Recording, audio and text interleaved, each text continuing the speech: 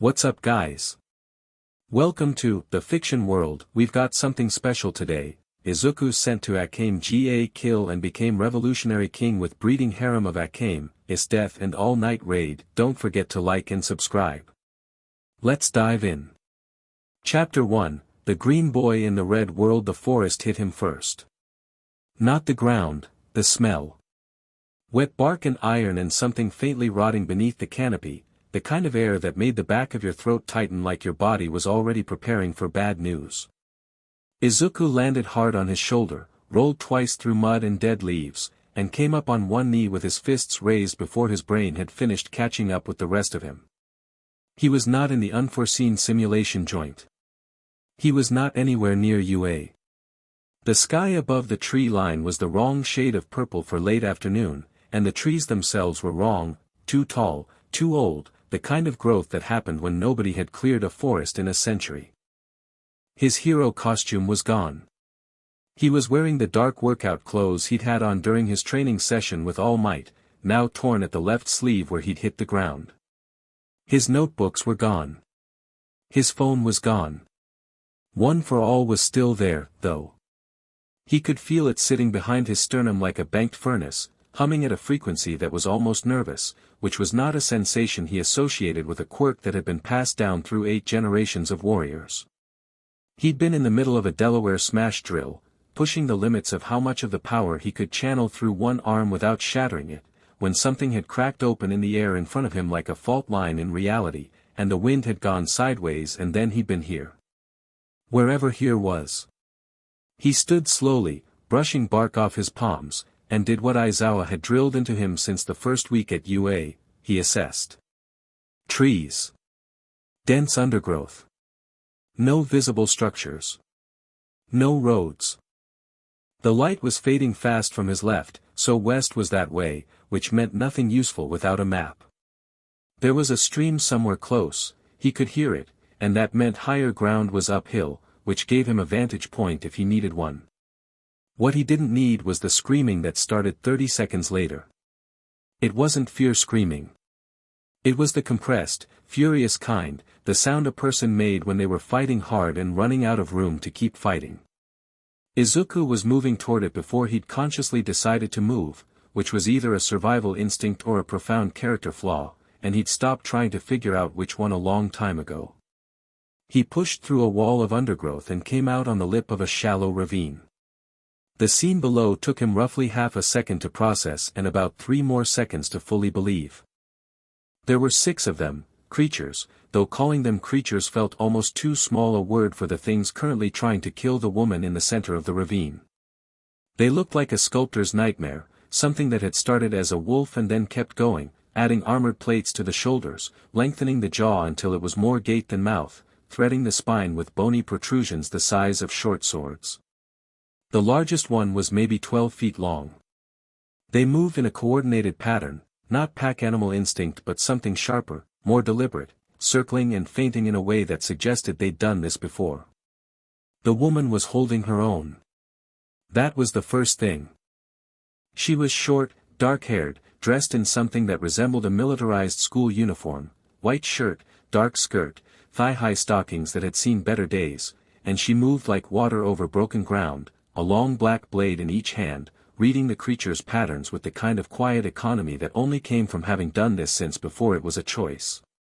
She'd already dropped 2 of them. The remaining 4 had adjusted. One of them had gotten behind her. Izuku was already jumping before his mouth finished the word wait.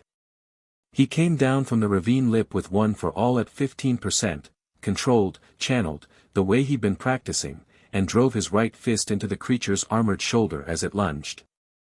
The crack of impact was like a gunshot. The creature hit the far wall of the ravine hard enough to leave a crater and dropped in a heap that didn't get up again. Izuku landed in a 3-point stance, knuckles steaming slightly in the cool evening air, and looked up. The woman was staring at him. All 4 remaining creatures were staring at him. Then the creatures resumed their interest in both of them, which at least resolved the social awkwardness of the moment. 2 peeled off toward Izuku, and he ducked under the first swipe, caught a glimpse of the second creature's blind side, and drove an elbow up into the joint where the armored plates met the neck. Something gave. He used the body as a stepping stone, vaulted over the creature's collapsing form, and came down between the woman and the last two. "On your right," he said, because she was already moving left. She went right without question, took the creature's neck in a single clean stroke, and was already pivoting for the last one when Izuku met it head-on, caught both of its forelimbs on crossed forearms, and redirected its momentum into the ravine wall with a sharp rotation of his hips. The crack of stone. The creature slid down and didn't move. Silence dropped over the ravine like a curtain. Izuku straightened, breathing harder than he liked, and looked at his hands. No broken bones. Good. He was getting better at calibration. When he looked up, the woman was 3 feet away with one blade leveled at his throat. Her eyes were red, startlingly, genuinely red, not a trick of the fading light, and her expression was absolutely unreadable in a way that was somehow more unsettling than hostility. "Who are you?" she said. Not a question. More like a test. Izuku Midoriya. He kept his hands visible and his posture open, the way you did when you wanted someone to understand you weren't a threat, even though he'd just punched a 12-foot monster into a cliff face. "I'm not from around here. I don't actually know where here is. I'm sorry I jumped in without asking, but you had one coming up behind you and there wasn't really time to. Where did you come from?" "I told you. I don't know. There was some kind of dimensional event, maybe. I was training and then I was in your forest." He paused.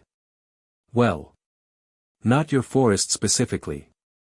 I don't want to assume ownership." The blade didn't move. Those red eyes traveled from his face to his torn sleeve to his hands, lingering on the faint network of old scars across his knuckles, and then back up. Whatever she was calculating, she was doing it fast and she was doing it thoroughly. "You're not Empire," she said finally. "I don't know what that means." "You don't fight like a soldier." "I fight like a hero," he said, and then caught himself, because that was not a word that translated automatically across dimensional rifts and he had no idea what connotations it carried here. "Or, I'm training to be one.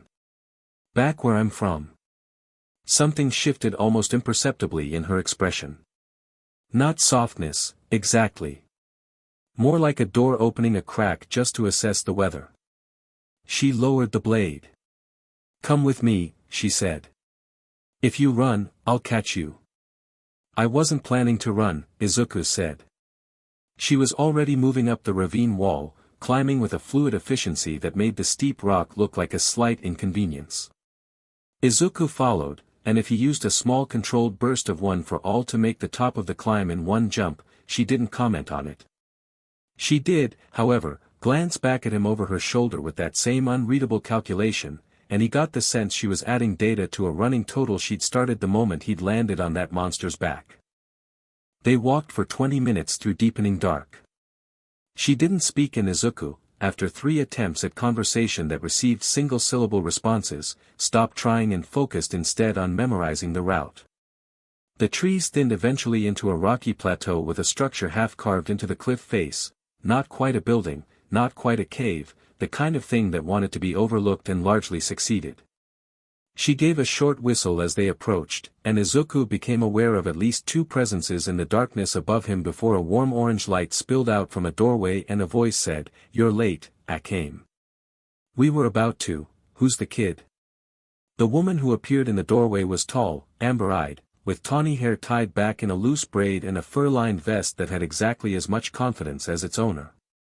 She looked at Izuku with the frank assessment of someone who was genuinely trying to decide whether he was dangerous, amusing, or both. "Found him in the forest," Akame said, which was the most she'd said at a stretch since introducing herself via sword at throat. "He killed 4 Type 4s. 4. The amber-eyed woman raised both brows. "With what?"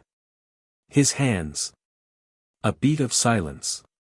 "Okay," the amber-eyed woman said. She stepped aside from the doorway and gestured with exaggerated hospitality.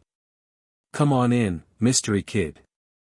Don't touch anything and don't make any sudden moves and we'll all have a lovely evening.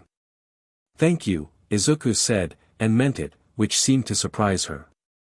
Inside, the base was warmer than the exterior suggested, a main room with a long table, mismatched chairs, shelves crowded with maps and medical supplies and what appeared to be multiple varieties of preserved meat. 3 more people materialized from various corners with the unhurried alertness of people who were always halfway ready for a fight. The first was a man with swept-back dark hair and a powerful build barely contained by a loose shirt, who looked at Izuku the way you looked at something that had appeared in your kitchen and you hadn't decided yet if it was a pest or a pet. The second was a small girl with pink twin tails and a rifle nearly as long as she was tall who looked at Izuku the way you looked at something that was almost certainly a pest. The third was a young woman with long purple hair and glasses who looked at Izuku the way you looked at something and immediately started thinking about how to categorize it.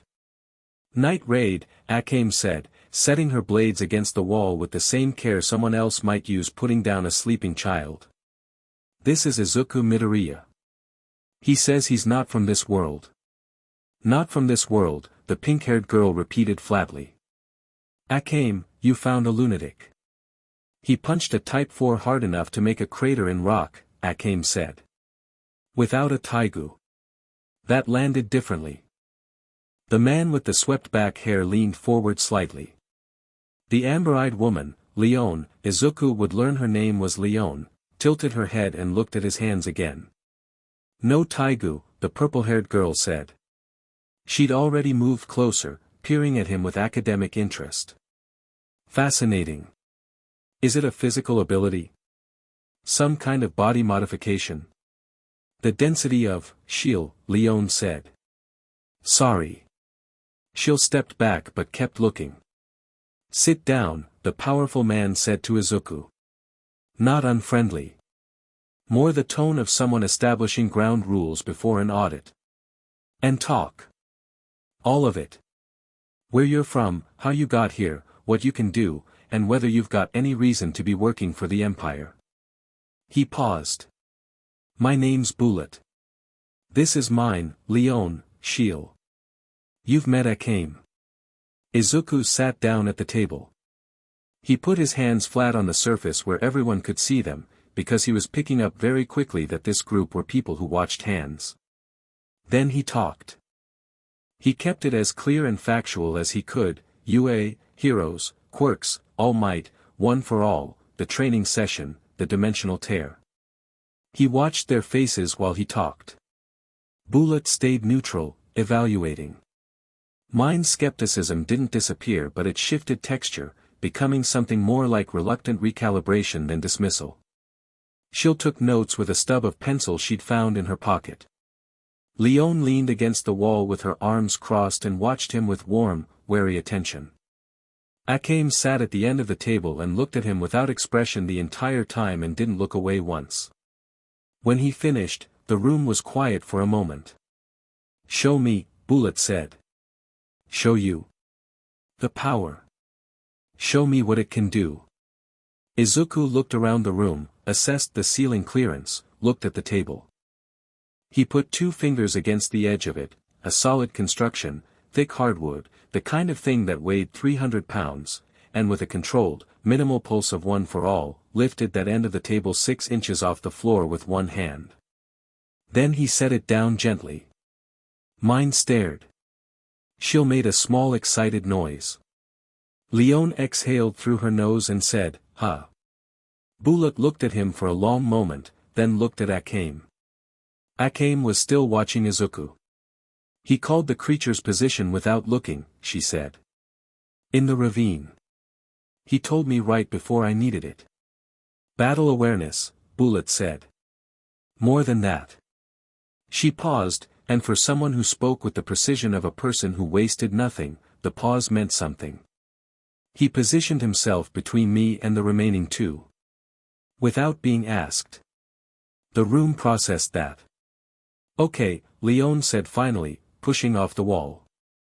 So you're strong and you're not completely useless in a fight and you apparently do the self-sacrifice thing reflexively, which is either extremely useful or an absolute nightmare depending on the mission.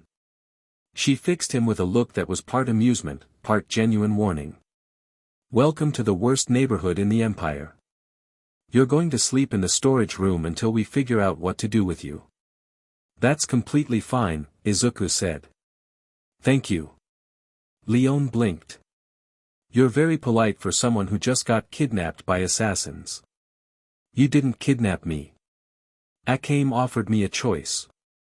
I told you I'd catch you if you ran, Akame said from the end of the table. That's still a choice, Izuku said.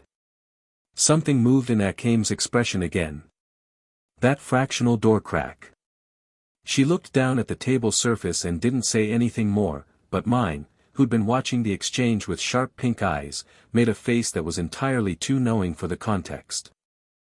The storage room was cold and smelled like dried herbs and old canvas, and Izuku lay on a bedroll that Leon had produced with the energy of someone doing him a favor they'd never let him forget, and stared at the ceiling and tried to be methodical about his situation.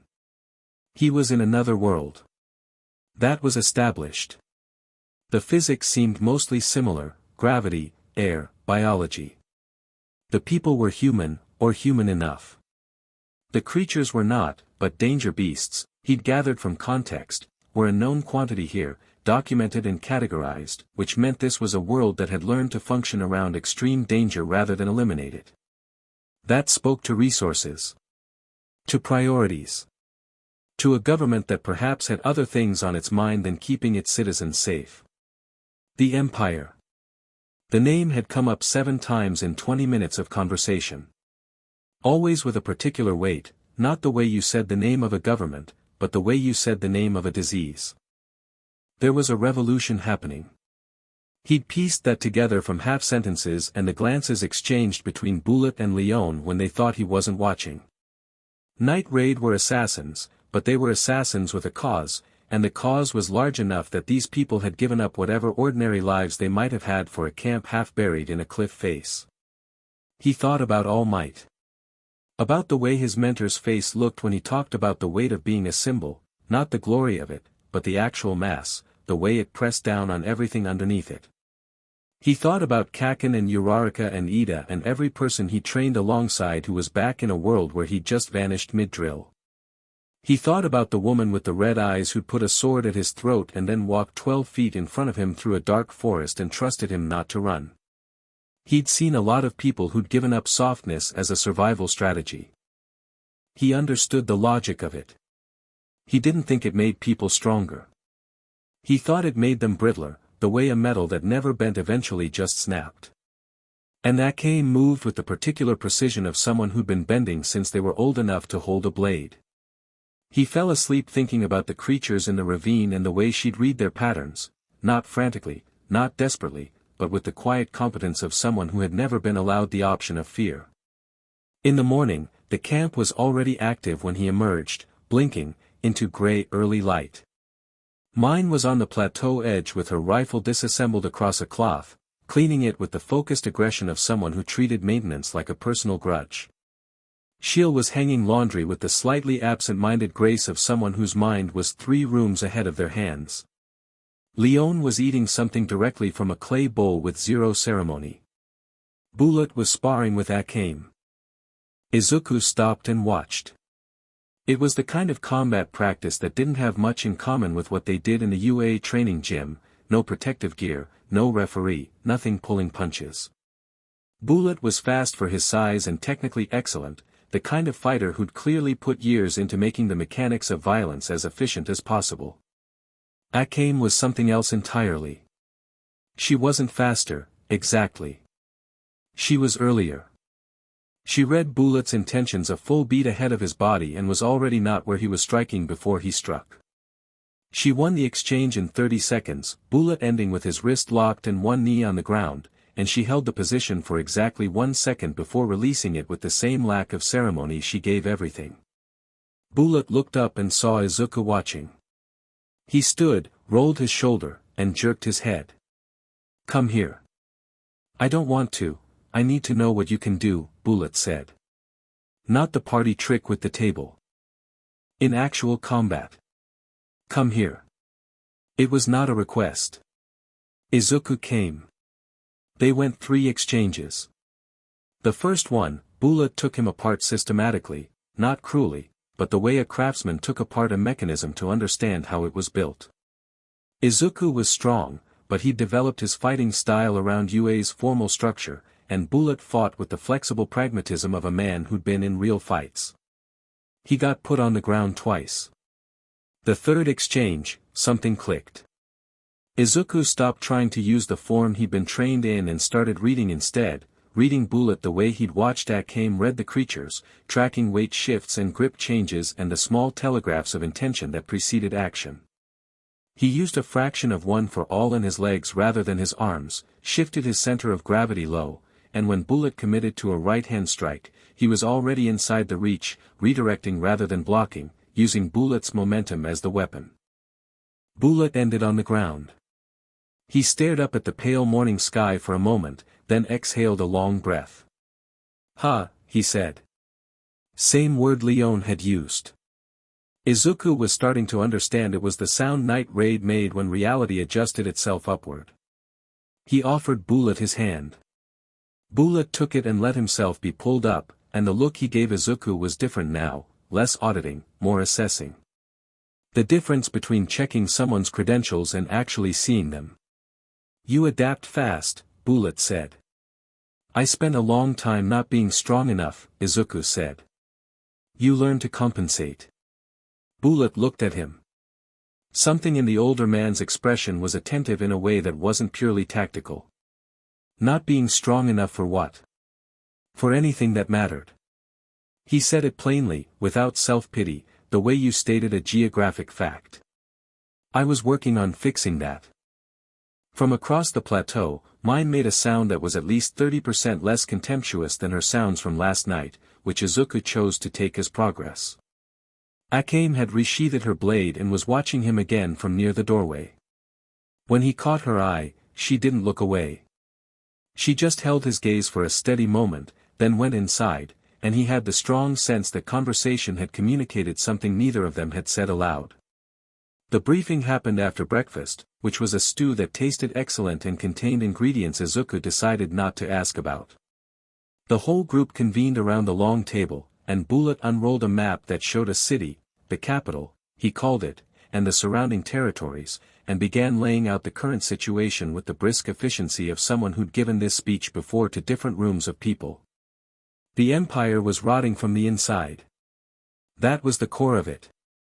The prime minister, a man named Honest, which Izuku filed away as the kind of name that announced its own irony, had installed himself as the power behind a young emperor who'd been made young and sheltered and pliable by design. The military ran on fear and patronage. The nobility operated like feudal lords who discovered they could be as cruel as they wanted because the law was a costume the powerful wore when it was convenient. People were dying. Not in the abstract, specifically, in numbers, in ways, for reasons. Bullet spoke about villages that had been taxed into starvation and nobles who collected taigu the way other men collected trophies and a system of corruption so deep and self-reinforcing that you couldn't fix any single part of it without addressing the whole. Night Raid was the Revolutionary Army's blade, cutting out the system's worst elements one target at a time, buying space and time for the larger force gathering beyond the Empire's eastern borders. Izuku listened to all of it. He didn't interrupt. He asked 3 questions when Bullet finished, each of them about logistics and supply lines and the distribution of military assets in the capital, and the room got quiet in a way that suggested these were not the questions they'd expected. "You're thinking about it like a campaign," Bullet said. "I'm thinking about what you're up against," Izuku said. "The individual targets, the corrupt officials, the nobles, those aren't the disease. They're symptoms. If you remove them one at a time, the system just generates new ones because the incentive structure stays intact." He paused, conscious of the weight of half a dozen gazes. "You need to change what people believe is possible. That's harder than assassination. But it lasts." Mine leaned forward. "Oh, wonderful. The boy who's been here 12 hours wants to redesign our revolution." "I don't want to redesign anything," Izuku said. Where I'm from, the most effective thing we ever did wasn't defeating the villain. It was making people believe that someone was actually on their side. He looked at the map. You have that. You just haven't used it as deliberately as you could. Leone was watching him with her chin in her hand and an expression he couldn't fully decode. And you think you could? I think I want to help, Izuku said. I don't know if I can get home. I don't know what I am to you right now except someone who showed up and punched some monsters. But while I'm here, I'd rather be useful. Silence around the table. Not hostile. Evaluative. Bullet looked at Akame. The look lasted about 2 seconds and contained an entire conversation conducted in the language of people who'd been through enough together that words were sometimes redundant. Akame looked at Izuku. The next mission is in 4 days, she said. A supply convoy for the northern garrison is passing through the valley road. There are 3 officials on it wanted by the Revolutionary Army for distributing poisoned food stores to rebel villages. We're taking the convoy. That's not a question, Mine pointed out. No, Akame agreed. Izuku understood. I'll be ready, he said. You'll need proper clothes, Leone said, already standing. Can't have you running around looking like you lost a fight with a closet. And, she looked him up and down with the candor of someone taking inventory, you're going to need to eat more. A lot more. You're built like someone who's been underfed for about 6 years. I was, a little bit, Izuku said. Leone's expression flickered. Something warm and faintly fierce crossed her face before her default brightness reassembled over it. Well, she said. We fixed that too. That night, Izuku sat outside on the plateau edge in borrowed clothes that almost fit, watching the stars come out over a sky that was the same everywhere, apparently, even across dimensional rifts. The capital's distant lights were just barely visible as a haze on the southern horizon. He heard footsteps he'd already started to recognize, not loud, but present, which was itself a choice. She could have been silent if she'd wanted. Akame sat beside him on the rock. Not close enough to be intimate, not far enough to be pointed. She had a piece of dried meat she was eating with the same methodical efficiency she gave everything, and she looked at the sky for a while without speaking. You said heroes, she said eventually. Yeah. What does that mean? Where you're from? Izuku thought about it. He thought about All Might's laugh and the beach at dawn and the weight of one for all entering him for the first time, and then he thought about how to translate all of that into something true and portable. Someone who runs toward the thing everyone else is running from, he said. And means it. Not for glory or power or because the law says to. Because they can't not. Akame was quiet for a long moment.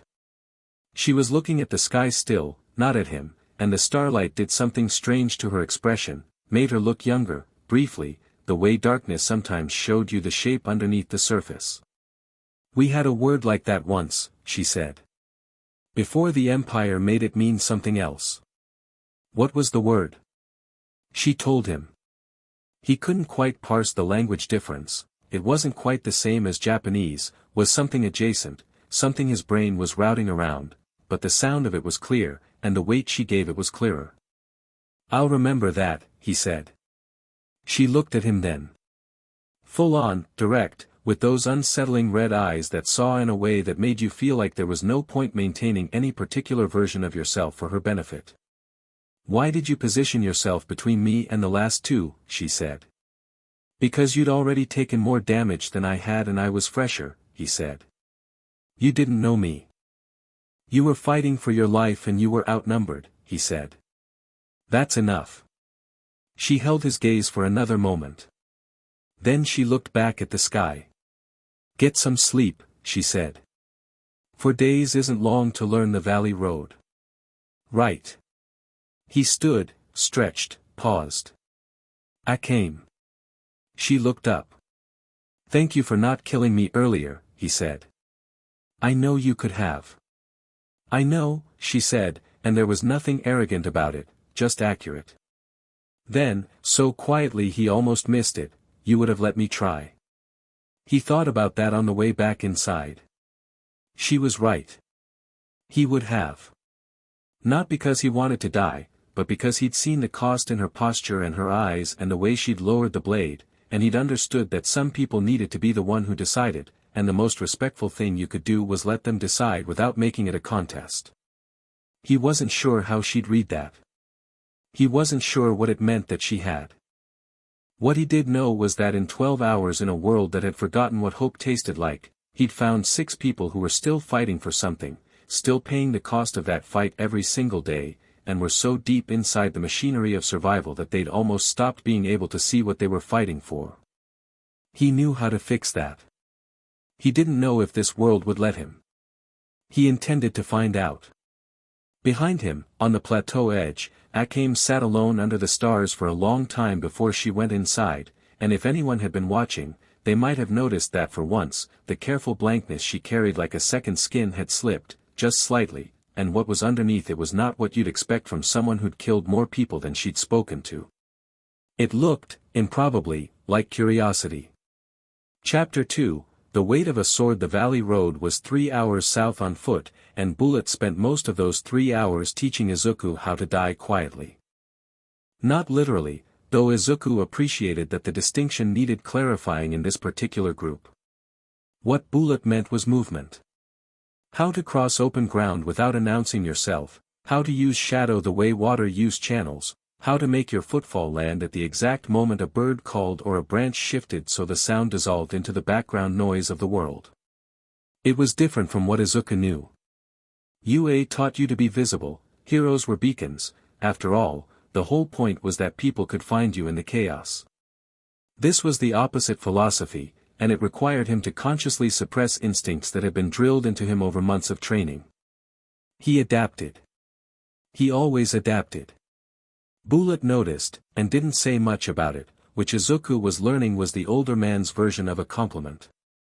Mine walked 2 positions back, her long rifle broken down and distributed across a specialized pack, and she complained about the terrain with the consistent energy of someone who decided that narrating her suffering was a form of protest. She wasn't actually struggling, she moved with the sure-footed efficiency of someone who'd covered this kind of ground many times, but the commentary didn't stop. 3 hours, she said, stepping over a root. 3 hours every time. I keep telling Agenda there has to be a better route. There is, Bullet said.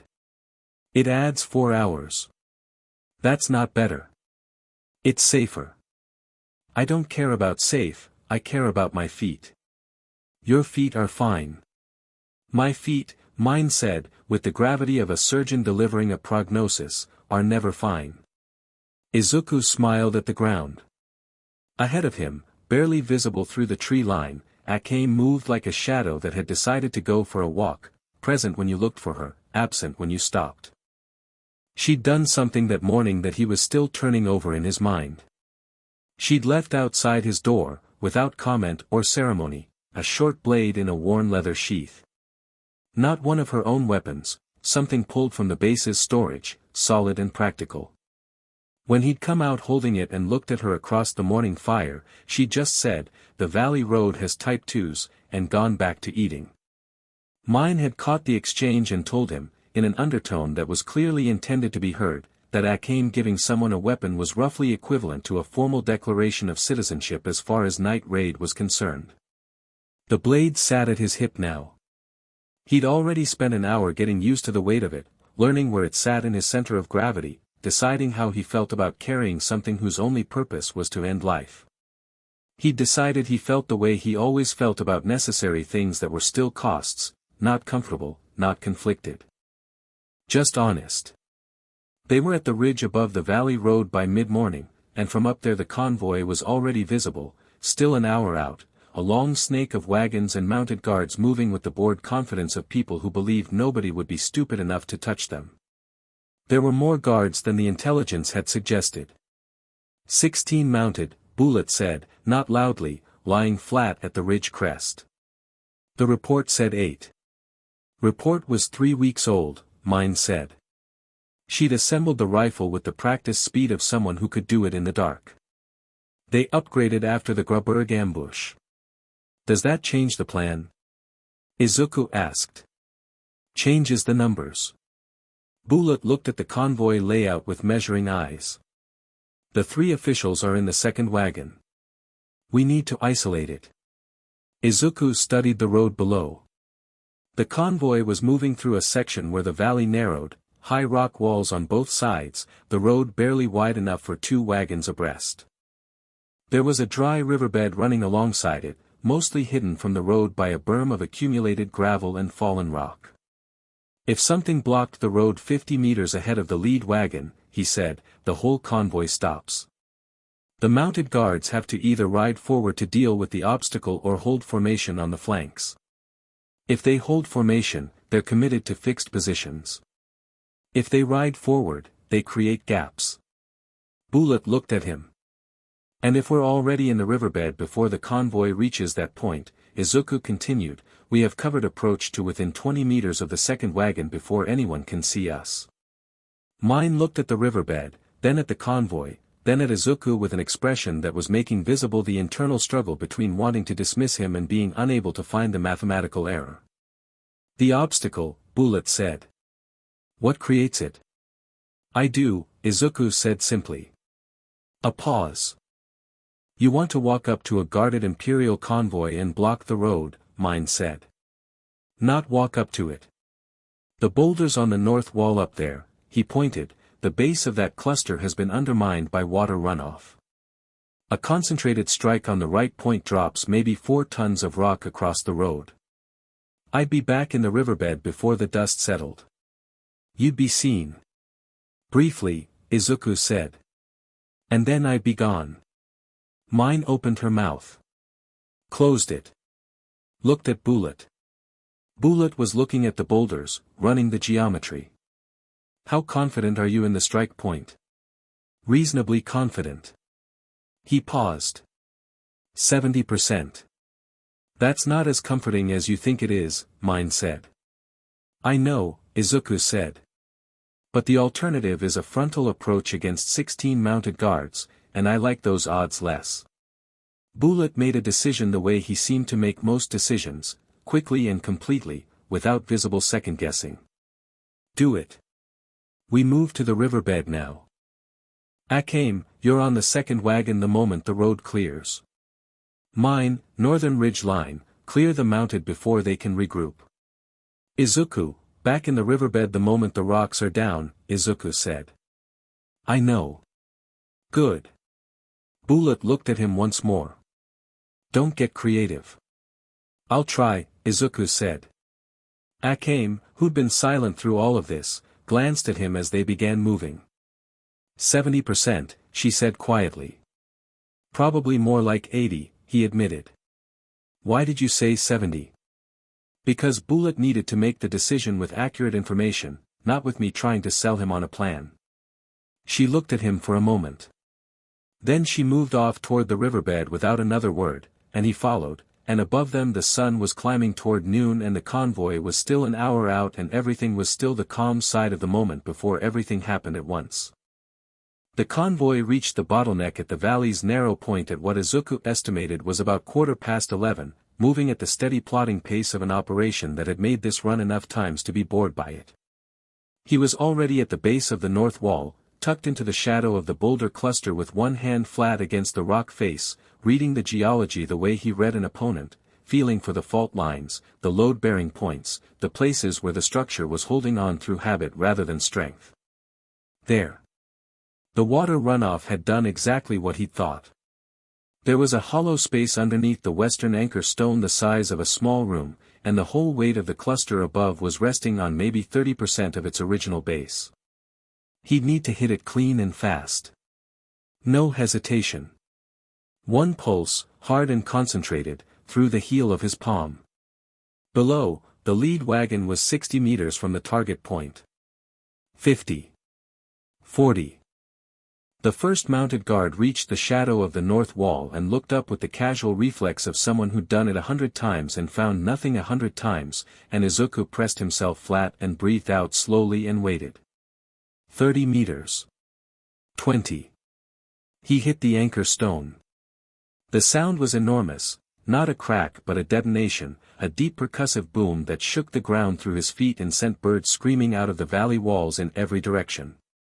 The boulder cluster came down in a cascade, not neatly but effectively, 4 tons of granite and limestone pouring across the road in a wave that raised a dust cloud thick enough to be its own event. Izuku was already gone. He dropped off the wall the moment the hit connected, used a microburst of one for all to eat the landing, rolled through the gravel of the dry riverbed, and came up running in a crouch with the dust cloud covering his transit. Behind him, shouting. The convoy had stopped. The mounted guards' horses were responding to the noise with the instinctive alarm of animals that understood threat better than their riders, and the resulting disorder was everything he'd hoped for, guards riding forward toward the rockfall, the formation opening up like a fist releasing. He hit the riverbed at a full sprint, slid in beside Bullet, and caught his breath in 2 hard pulls. Clean. Bullet said. Clean, Izuku confirmed. Ahead of them, through the dust, Mine's rifle spoke once from the northern ridgeline, a precise, almost delicate sound given what it did, and the guard captain who'd been the first to organize a coherent response slumped forward in his saddle. Then chaos. Real chaos, the kind that cascaded, as the trained fear responses of horses and the untrained fear responses of wagon drivers combined into a beautiful cacophony of misdirection. Bullet was up and moving. Izuku was half a step behind him. They covered the distance to the convoy in seconds, using the berm as cover until the last moment. Akame came from the other side, materialized out of the dust like something the valley had quietly assembled and released, and was at the second wagon before most of the guards had finished processing that the rockfall had been deliberate. The 2 men who exited the second wagon when its door burst open were not fighters.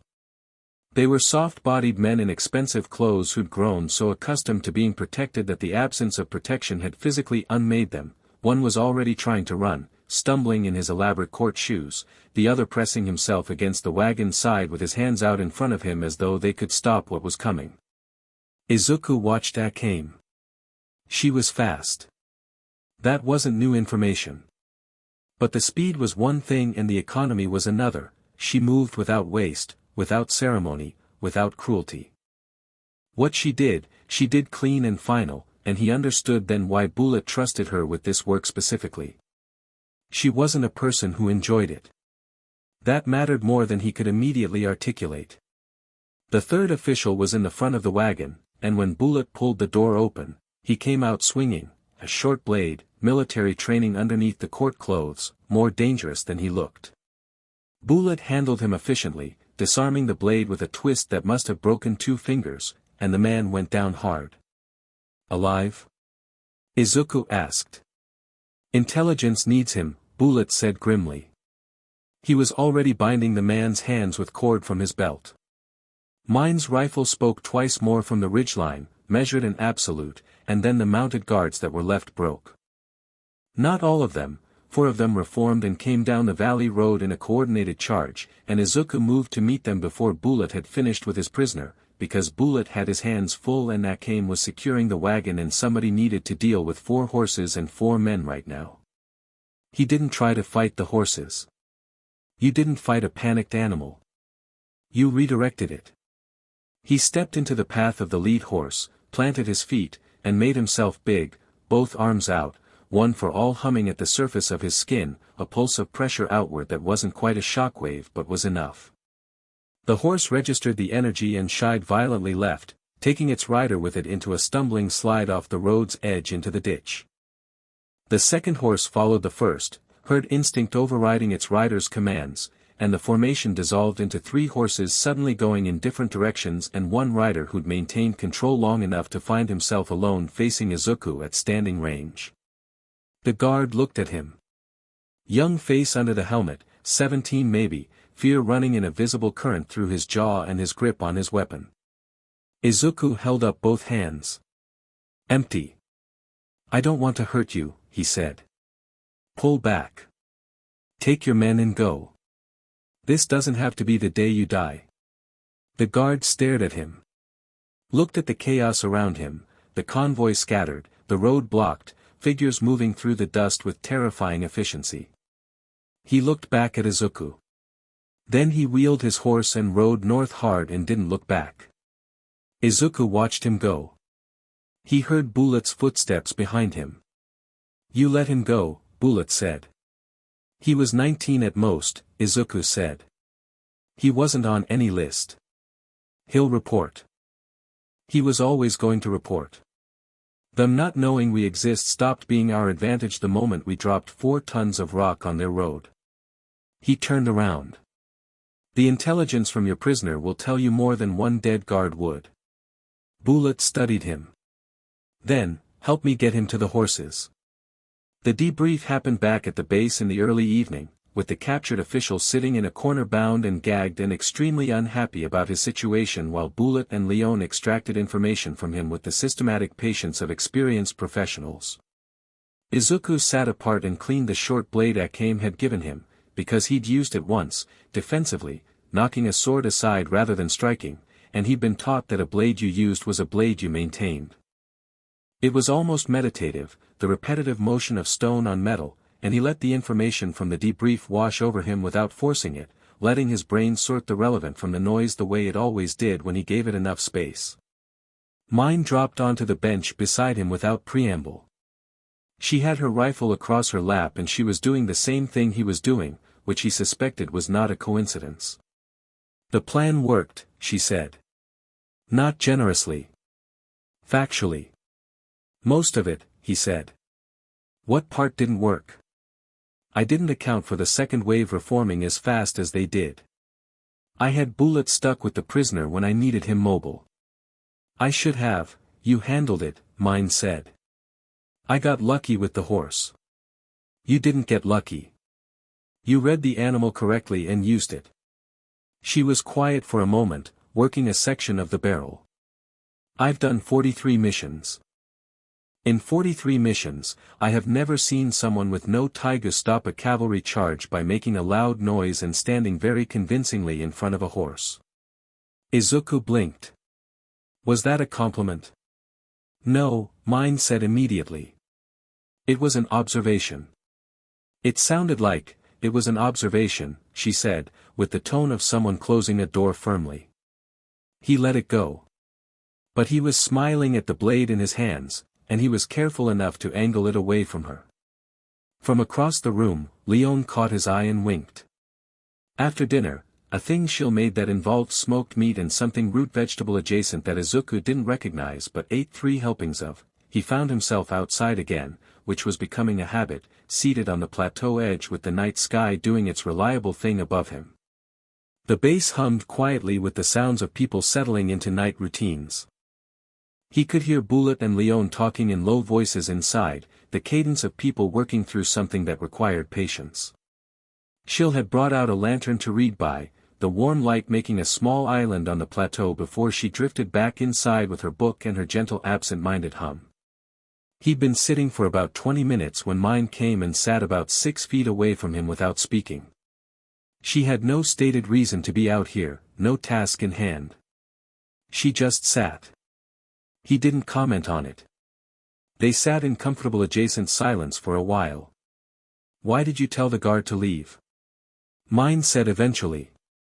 "Because he was scared and young and hadn't done anything to deserve dying that day," Izuku said.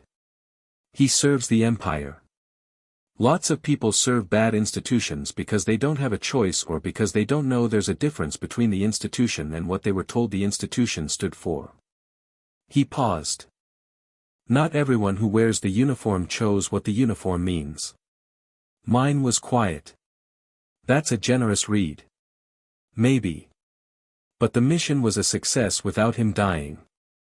So generosity was available. And if the mission had required it?" He thought about that honestly, the way the question deserved. "Then I'd do what needed doing," he said. "I don't want to." "That's not the same as won't." Mine turned that over.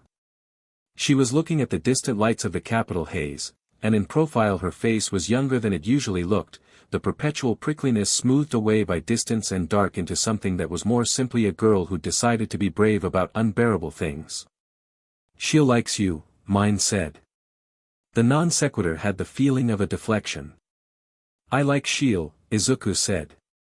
Leon thinks you're funny. Leon thinks most things are funny. That's true. A pause. Bullet trusts you. After one mission. Bullet trusted you after the spar, Mine said. The mission just confirmed it. She picked at something on her sleeve. He doesn't trust easily. His last partner, she stopped. Never mind. Izuku didn't push. He stored it, though. The shape of a wound you could see the edge of. What about you? He asked. Mine looked at him with the flat assessment that was her default expression, and underneath it, just barely, something that was almost exasperated honesty. I think, she said carefully, that you are either going to be the best thing that ever happened to this group or an absolute disaster. And I can't tell which one yet. That's fair, Izuku said. Don't be agreeable about it, it's unsettling. He laughed. Actually laughed, and it surprised both of them, a genuine sound, warm and slightly helpless, the way laughter happened when something hit you at exactly the right angle. Mine stared at him for a moment, then made a sound in her throat that was stubbornly not a laugh and looked back at the sky. Get some sleep, she said. Nagenda's arriving tomorrow. Who's Nagenda? Our commander. A beat. Don't be charming at her. She'll see straight through it. I'm not charming, Izuku protested. Mine gave him a look that expressed, without words, a level of disagreement so profound it had achieved its own ecosystem. He was almost back inside when he nearly collided with Akame, who was coming out. They both stopped.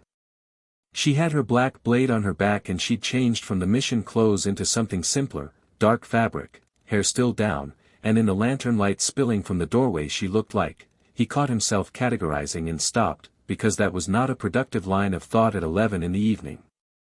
Mission review, she said. It came out slightly more like an explanation than she'd intended, and she seemed to recognize that. I was just going to sleep, he said. She nodded. Then, without quite looking at him, you hesitated before the cavalry. For the guard. Yeah. It cost you 2 seconds. I know. In a different scenario, 2 seconds is a different outcome. I know, he said again.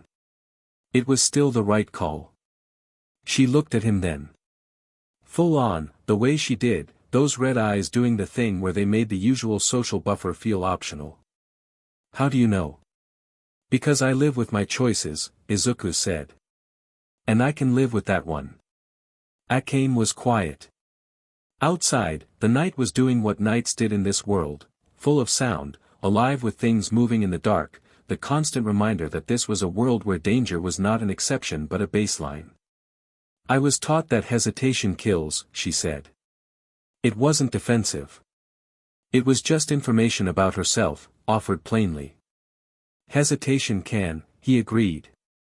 But hesitation and consideration aren't the same thing. I wasn't hesitating because I was afraid. I was making a choice. He paused. The difference matters.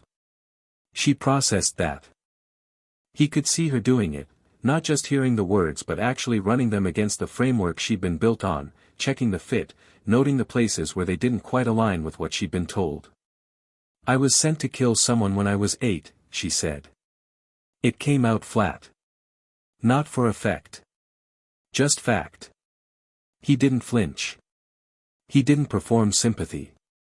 He just looked at her and said, that wasn't your choice.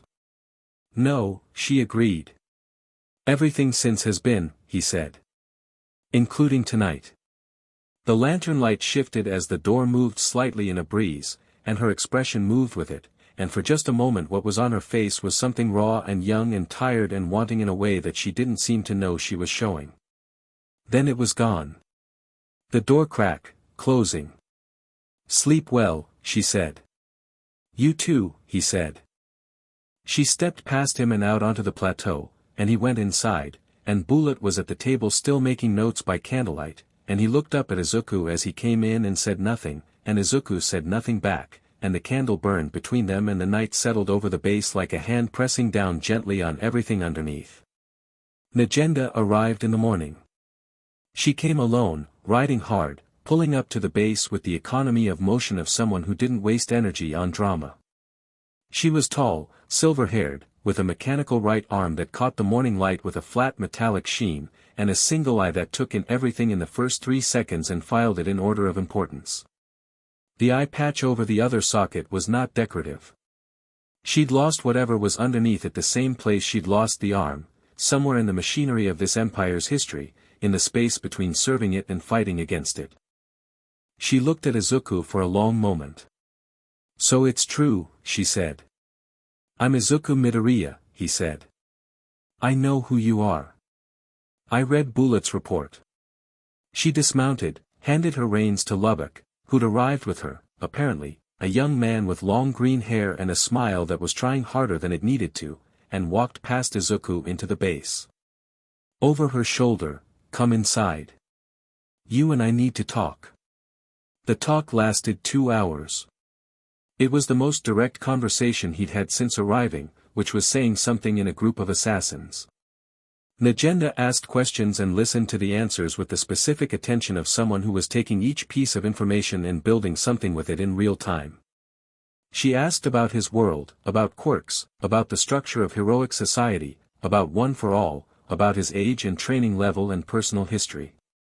She lingered on the personal history. The quirklessness. The years of being told he couldn't. "And then someone changed their mind," she said. "Not someone. One person.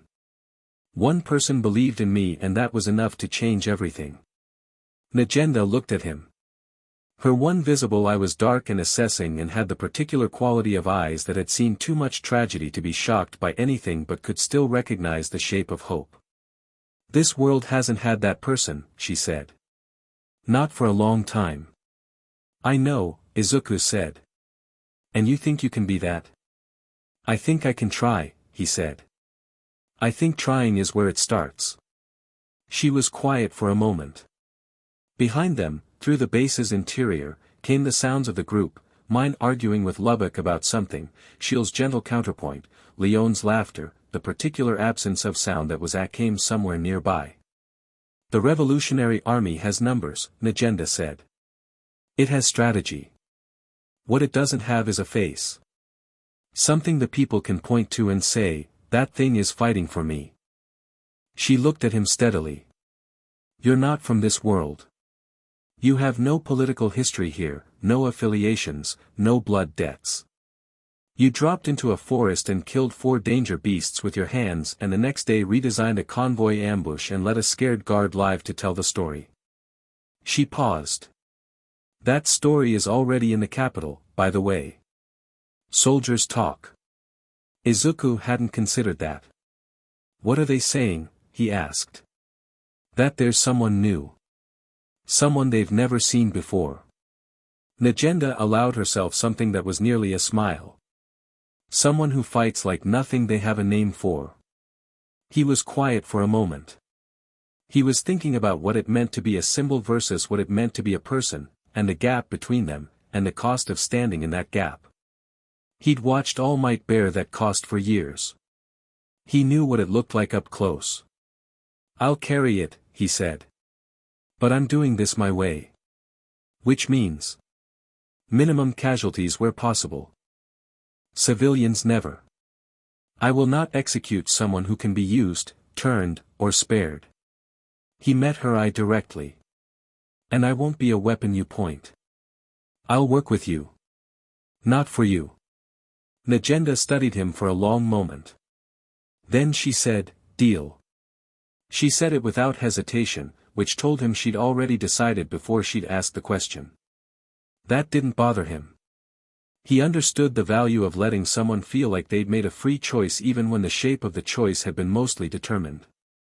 He filed that away. She was more than a commander. She was a political animal, smart and careful and pointed at something specific. He respected that. That afternoon, Bullet took him back to the plateau for training, and this time it wasn't an evaluation. It was the real thing, Bullet moving at actual capacity, which was genuinely impressive, and Izuku meeting him at a level he hadn't fully shown yet. They went at it for an hour and came out of it battered and breathing hard and satisfied, the particular satisfaction of a body that's been used properly, and Bullet sat in the dust and looked up at the sky with his elbows on his knees. "You know what you remind me of?" Bullet said. "What?" "Me. About 8 years ago." He glanced sideways. "Before I understood that strength isn't about how much you can lift. It's about what you lift it for." Izuku sat beside him. "What changed?" Bullet was quiet for a moment. "I lost someone," he said simply. "And I had to decide whether I'd been strong enough, or whether I'd been strong for the wrong things." He looked at his hands. "Different question than it looks." "Yeah," Izuku said. "Don't lose someone before you ask it," Bullet said. It landed with the weight of a thing that knew exactly where it was going. Across the plateau, Akame had come out to watch them. She'd been there for the last 20 minutes of the session, sitting on the far rock with her blade across her lap, and she'd been watching with that absolute attention she gave to things she was actually interested in. She didn't look away when Izuku noticed her watching. He held her gaze. She held his.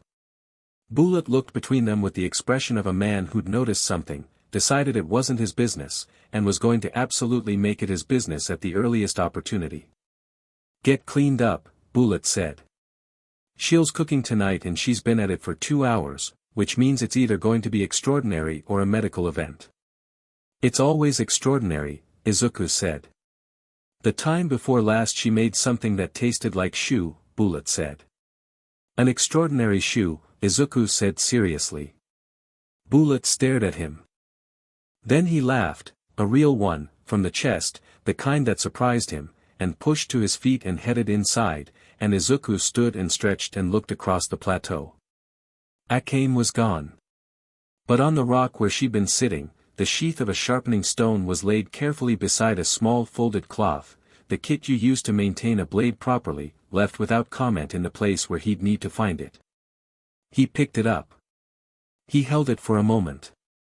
He looked out at the valley below, at the road that wound south toward a capital full of people who were suffering in specific ways for specific reasons, and he felt one for all settle through him like something finding its level, not anxious now, not humming with displacement.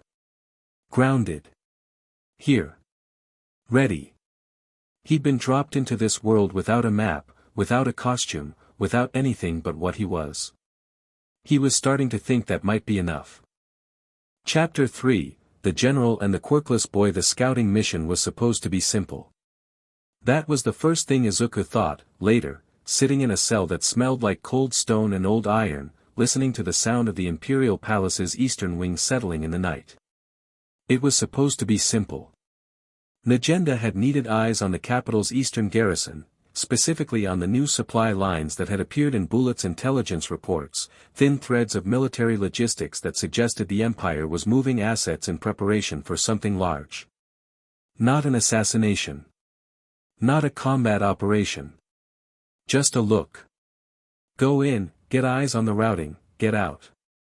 3 hours, maximum. He'd been doing well.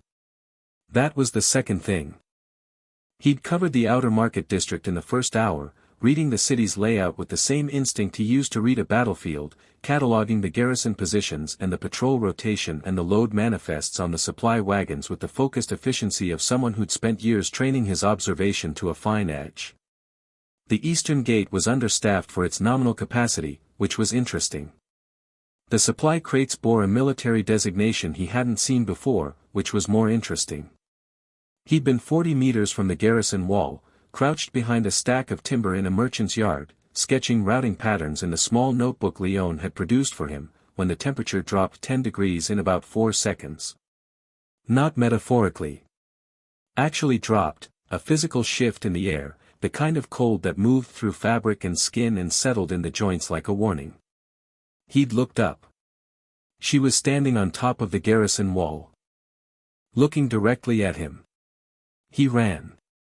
He was fast, genuinely fast with one for all in his legs, and he'd covered half a block before she was off the wall, and he'd covered a full block before he registered that the ice had already started, thin at first, a spreading lattice across the cobblestones ahead of him, sealing the street and the alley mouth and the gap between buildings with the casual, total authority of someone who'd done this enough times to stop thinking about it.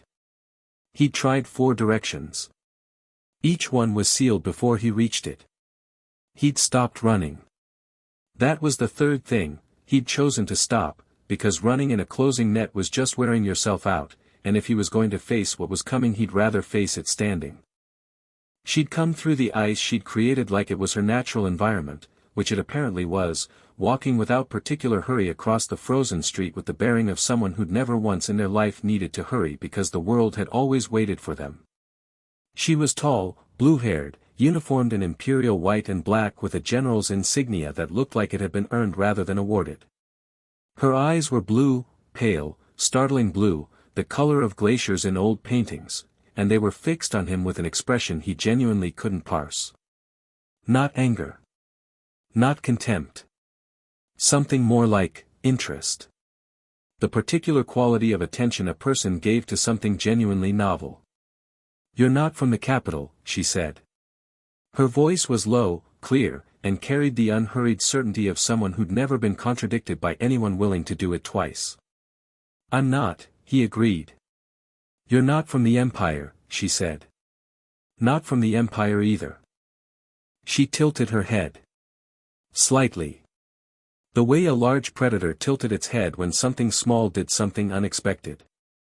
"You were in my garrison district for 40 minutes. You avoided 3 patrol rotations and 2 scout positions. Then you stopped." She looked at him with those glacier eyes. "Why did you stop?" "Because running wasn't working," he said. "Most people keep running anyway." "Most people aren't thinking clearly when they're scared," Izuku said. "Are you scared?" He thought about it honestly. "Yes," he said. "A reasonable amount." She looked at him for another moment, and something in that unreadable expression shifted in a direction he couldn't identify. Then she raised one hand, and the ice around him climbed in a smooth column from ankle to waist to chest, and the cold hit him like a wall, and the world went white at the edges. He didn't struggle. There was no point struggling against a force 10 times stronger than what he could currently counter without risking a full release of one for all in the middle of the imperial capital, which was not on the approved list of tactical options. He stayed conscious. He thought about the garrison layout he'd memorized. He thought about Night Raid. He thought, for reasons he couldn't entirely explain, about Akame's face when she told him she was sent to kill someone at age 8. Then the last of the cold hit his spine and the world went away. The cell was not uncomfortable, which was somehow more unsettling than if it had been. Clean straw, a blanket of actual quality, a lamp burning low on the wall bracket. A tray of food that was better than anything he'd eaten in 3 days. It had the particular quality of comfort deployed as a message: "We're not afraid of you, so we can afford to be gracious," and he recognized the psychology because it was the same thing people with overwhelming power always did when they wanted to demonstrate that the power was the point, not the cruelty. He ate the food.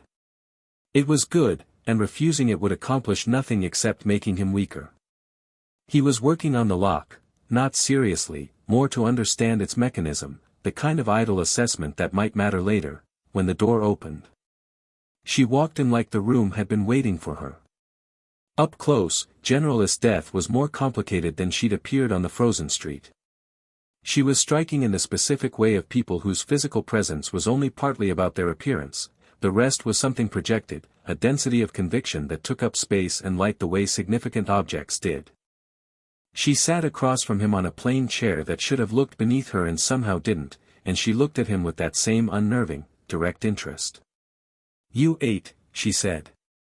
"I was hungry." Most prisoners refuse. Pointless bravado. She said it without judgment, just observation. "What's your name?" "Izuku Midoriya." "Where are you from, Izuku Midoriya?" "Somewhere very different from here," he said. "That's not an answer. It's the most accurate one I have." He met her eyes. "I was transported here against my will through something I don't fully understand. I don't have maps." I don't have a homeland to defect from or protect. I'm just someone who ended up in your world and has been trying to understand it. She was quiet for a moment. He had the strong sense she was running his words through some internal process and evaluating them not for truth exactly but for consistency, checking whether the story fit the person. You fought danger beasts in the forest 3 days ago, she said. Type 4s. With your hands. He blinked. You know about that. I know about a great deal, she said, with the specific tone of someone who found that question mildly amusing. I also know about the convoy ambush on the valley road. The rockfall. The cavalry dispersal.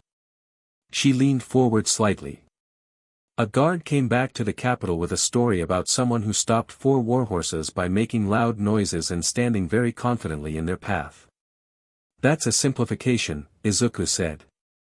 I know. I'm curious about the full version. He looked at her. She was watching him with the fixed attention of someone who genuinely intended to stay here as long as the conversation warranted, which was, not what he'd expected. He'd expected interrogation, the formal kind, threats and pressure and the systematic application of fear. What he was getting was something that felt uncomfortably like genuine curiosity. What do you actually want? He asked. Right now. To understand what you are.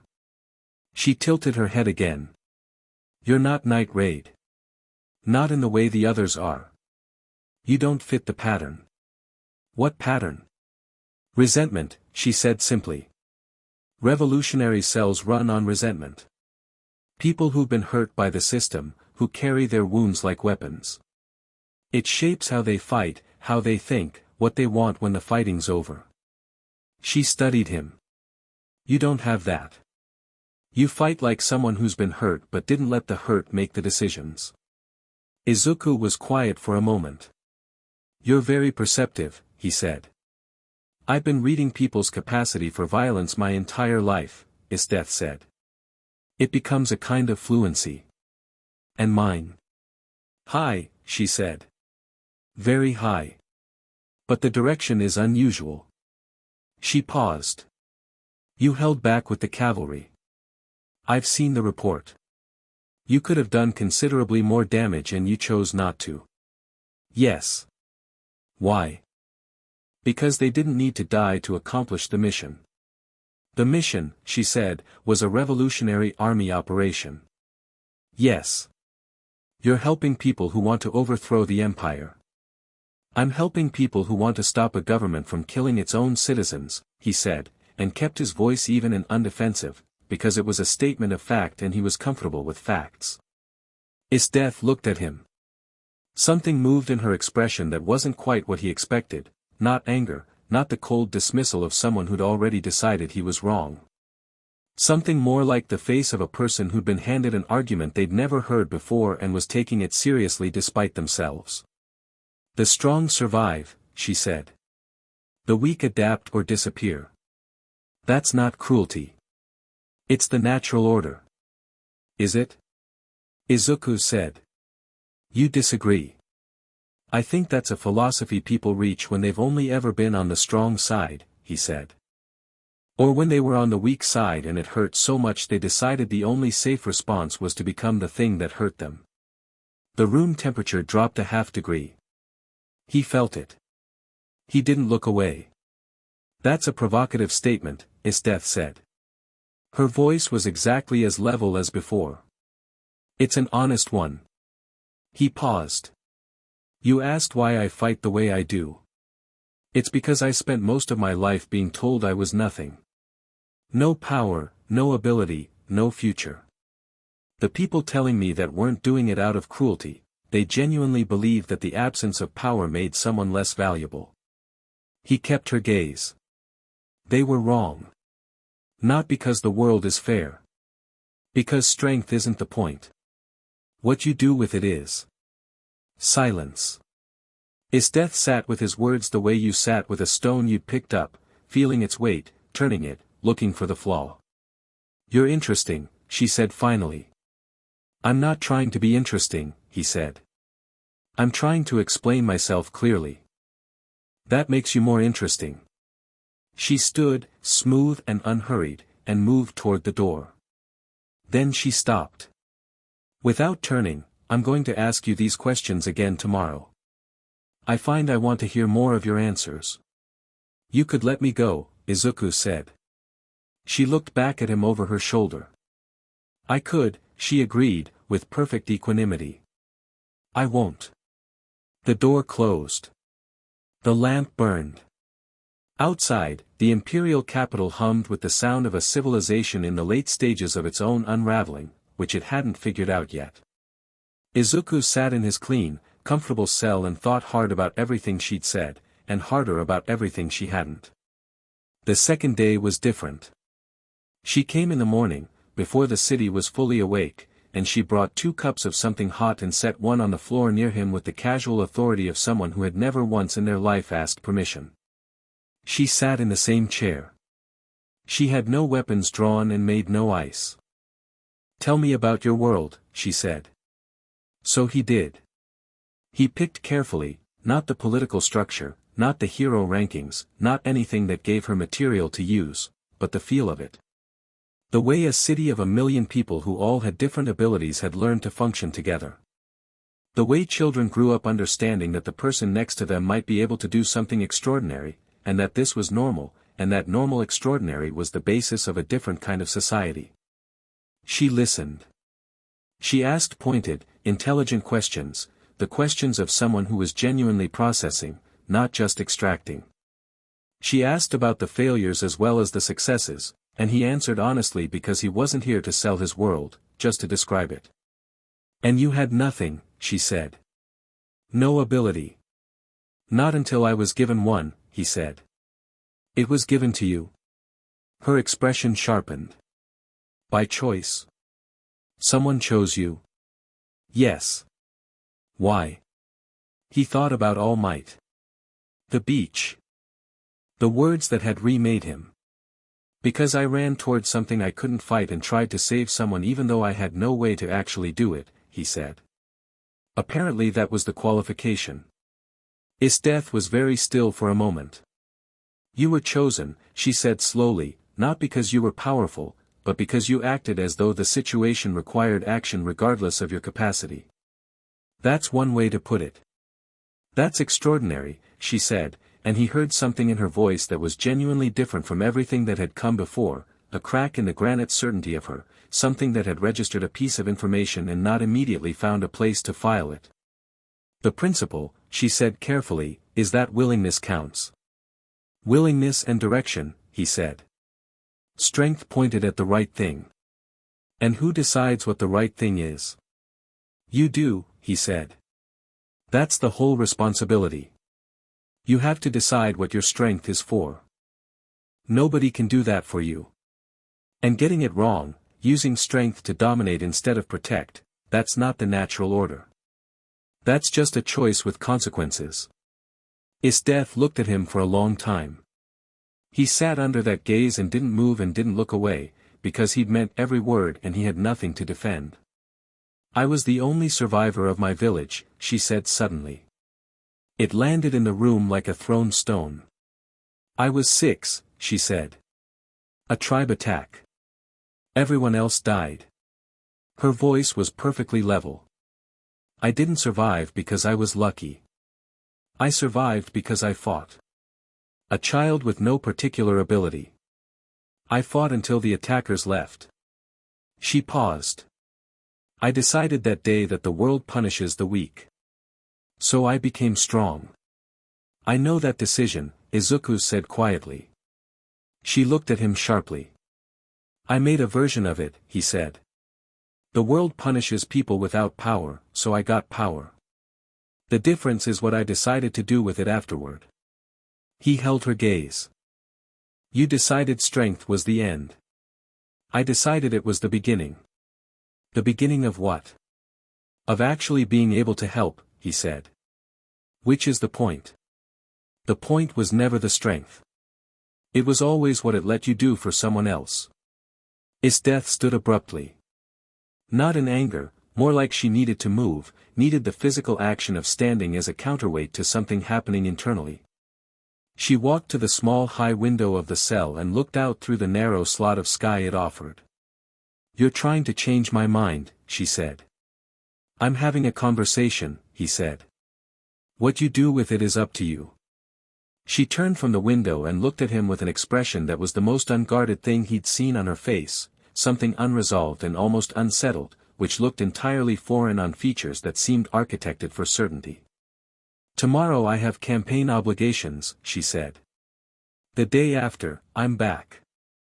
"I'll be here," he said drily. Something moved at the corner of her mouth. Not quite a smile. The shape that came before one. "You're remarkably composed for a prisoner." "Panic wouldn't improve the situation," he said. "No," she agreed. She moved to the door. Stopped again. "You said strength pointed at the right thing.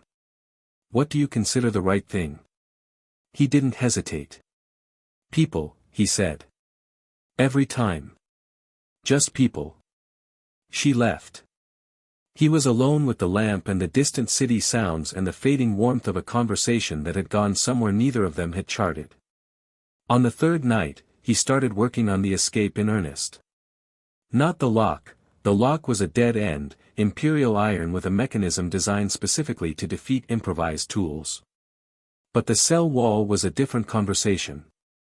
The eastern wall was older than the rest, built in a different period with a slightly different grade of stone, and along the base there was a seam where the two construction periods met that had never been properly sealed.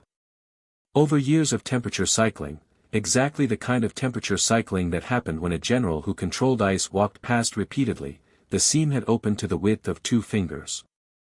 He spent the night working at it.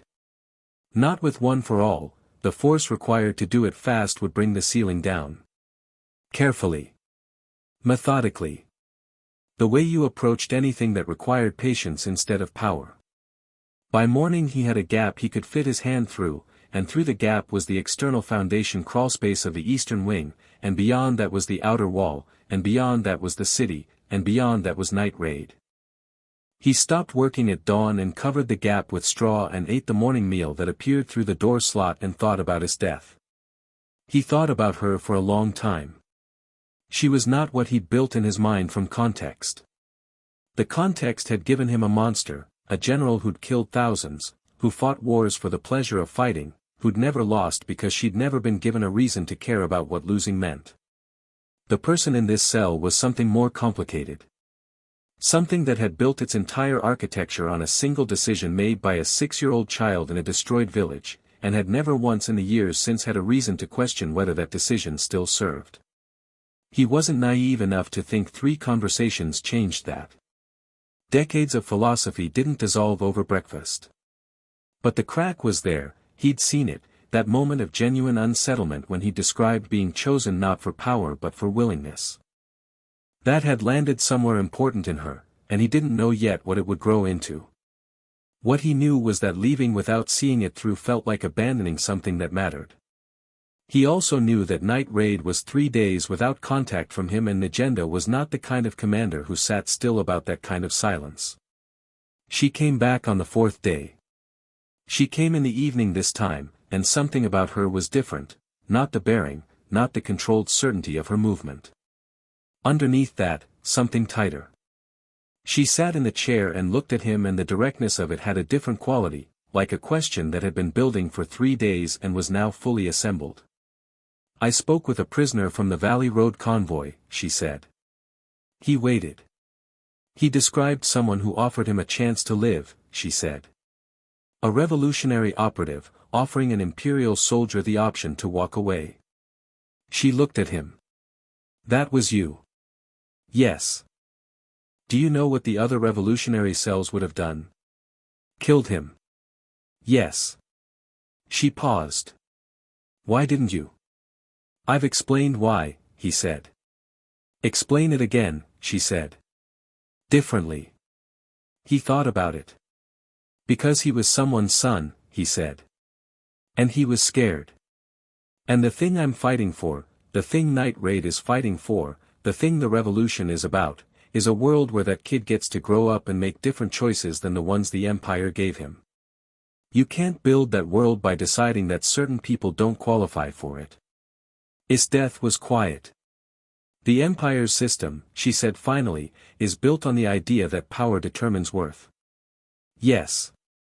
And your system? Is built on the idea that everyone has worth before power enters the equation. He said it simply. The power is just what lets you act on it. She stood up and walked to the window again, and this time she stayed there for a long time, looking through that narrow slot of sky. He watched the line of her shoulders and the set of her back and the way her hands, usually completely still, were almost imperceptibly not still. If the Empire fell, she said, not turning around, what comes after? Something better, he said. Not perfect. Better. That's not an answer. It's the only honest one, he said. Nobody knows exactly what comes after. But I've seen what you can build when you start from the right principles. It's not clean and it's not fast and it makes mistakes. But the mistakes are survivable, and the people making them are trying. He paused. That's more than you can say for what you have now. She turned around. Her expression was doing something he hadn't seen before, a genuine collision of two incompatible things in a person who'd never had to hold two incompatible things before. She looked at him with those glacier eyes and they weren't cold right now. They were, working. Actually working, the way eyes looked when a mind behind them was doing something it hadn't done in a long time. You're a problem, she said. I know, he said. You're not afraid of me. I told you. A reasonable amount. You've been working on that wall, she said. He went still. The eastern seam, she said. I checked this morning. She looked at him. You could have been out 3 days ago if you'd used your full strength. Yes, he said. Why didn't you? The honest answer was complicated. The true answer was simple. I wasn't finished talking to you, he said. The room was very quiet. That, Esdeath said slowly, is the strangest thing anyone has ever said to me. It's true though. I know it's true. She looked at him for a long moment. That's what makes it strange. She walked to the door. Knocked twice. He heard the lock turning from outside. The door opened. She stepped to the side. She stood with her back to the cell door and her face angled away from him, looking at the wall, and she said, "There's a service gate on the southern face of the eastern wing. It changes guards at midnight. The patrol gap is 4 minutes." He stood. He looked at her, the line of her profile, the set of her jaw, the controlled stillness of someone doing something that contradicted every instinct they'd built over a lifetime. "Esdeath," he said. "Go," she said. "Before I decide this was a mistake." He went. Down the corridor, through the wing, navigating from the map he'd built in his head over 4 days of listening to footsteps and counting seconds. The southern gate was exactly where she'd said. The guard rotation was exactly as described. He was through and into the city's outer market district in 3.5 minutes. He stopped in the shadow of a merchant's awning and looked back at the Imperial Palace's eastern face and thought about Glacier Eyes doing something they hadn't done in a very long time. Then he ran. North, hard, through the dark city and out the trade gate and into the forest road, one for all in his legs eating the ground in long controlled bursts, and by the time the palace was an hour behind him he was thinking not about the escape but about what she'd said. If the Empire fell, what comes after? She'd asked because she wanted to know. Not strategically. Not as a test. Because she was, underneath all of it, someone who'd built their life around a burning question about what strength was for, and for the first time in that life someone had offered a different answer and she hadn't been able to dismiss it. He filed that away carefully. He didn't know what to do with it yet. But he knew it mattered, and he had the particular instinct of someone trained to find the overlooked detail and recognize it as the hinge everything else was turning on. Night raid found him before he found them. Leon dropped out of a tree 20 meters from the base perimeter and wrapped both arms around him from behind in a grip that was, technically speaking, a restraint but felt more like a declaration. For days, she said into the back of his head. For days, Izuku. I was detained, he said. You were. She released him, spun him around, held him at arm's length and looked at his face with an expression that was cycling rapidly through relief and anger and something warm that hadn't decided what to call itself. Detained by who? Esdeath, he said. Leon stared at him. General Esdeath, he clarified. Leon kept staring. I'm fine, he added. She let me go. Leon's mouth opened and closed. She let you go? Yes. Esdeath. The general who kills people for relaxation. That Esdeath let you walk out of an imperial cell. Through a service gate, he said. She told me the patrol timing. Leon looked at him for a very long moment with an expression that was equal parts bafflement and something that was building rapidly toward hilarity. Then she grabbed his arm and marched him toward the base and said, loudly, to no one in particular, Negenda is going to lose her mind. She didn't lose her mind. She sat at the table and listened to his full account with complete, still attention, and when he finished she was quiet for a moment. Mine had both hands flat on the table and was staring at him like he described turning water into a combat technique. She'll had her pencil out and was writing so fast the words were probably illegible. Lubbock looked like he was reconsidering his life choices. Bulat was watching Izuku with something slow and significant moving in his expression. And Akame. Akame was at the end of the table and she'd been completely still the entire time he'd been talking and her face was, not blank, actually. Not the usual careful nothing. There was something specific on it that he'd only seen in glimpses before, and it was directed at him with the full unfiltered intensity that she usually kept managed and portioned. She let you go, Negenda said. Yes. Because of a conversation. For conversations, he said. Over 4 days. You spent 4 days, Mine said carefully, talking to Esdeath. Yes. About philosophy, she said. And personal history. And the nature of power. And what comes after revolutions? Mine looked at Bulat. Bulat looked at Negenda. Negenda looked at Izuku with that one sharp eye and said, can she be turned? Not turned, he said. Not yet. Maybe not ever. But she heard something she couldn't dismiss. That's a start. He paused. She's not what the file says. The file says she's killed 50,000 people, Negenda said. The file is accurate, he said. That's not what I meant. I mean, she built her philosophy on a decision she made when she was 6 years old, alone in a destroyed village. That's not a monster. That's a person who got hurt and never had anyone show them a different answer. He looked around the table. I'm not forgiving what she's done. I'm saying I understand the mechanism. And mechanisms can change. Silence. He's right, Bulat said quietly. Mine made a sound. She'll nodded. Lubbock looked at the ceiling. Negenda looked at Izuku for a long moment. The intelligence you gathered before the capture, she said. The Eastern Garrison routing. Is it still usable? It'll be accurate for another 4 days before they cycle the supply routes, he said. I can brief it now. Brief it, she said. He stood, moved to the map, and began to talk. He was halfway through the garrison layout when he felt Akame's gaze like a physical thing on the side of his face. He glanced over. She was watching him with that unguarded specific thing on her face, and he recognized it now because he'd seen it in the mirror on his own face in quiet moments, usually when he was thinking about someone who'd done something that surprised him into caring about them. He looked back at the map. He kept talking.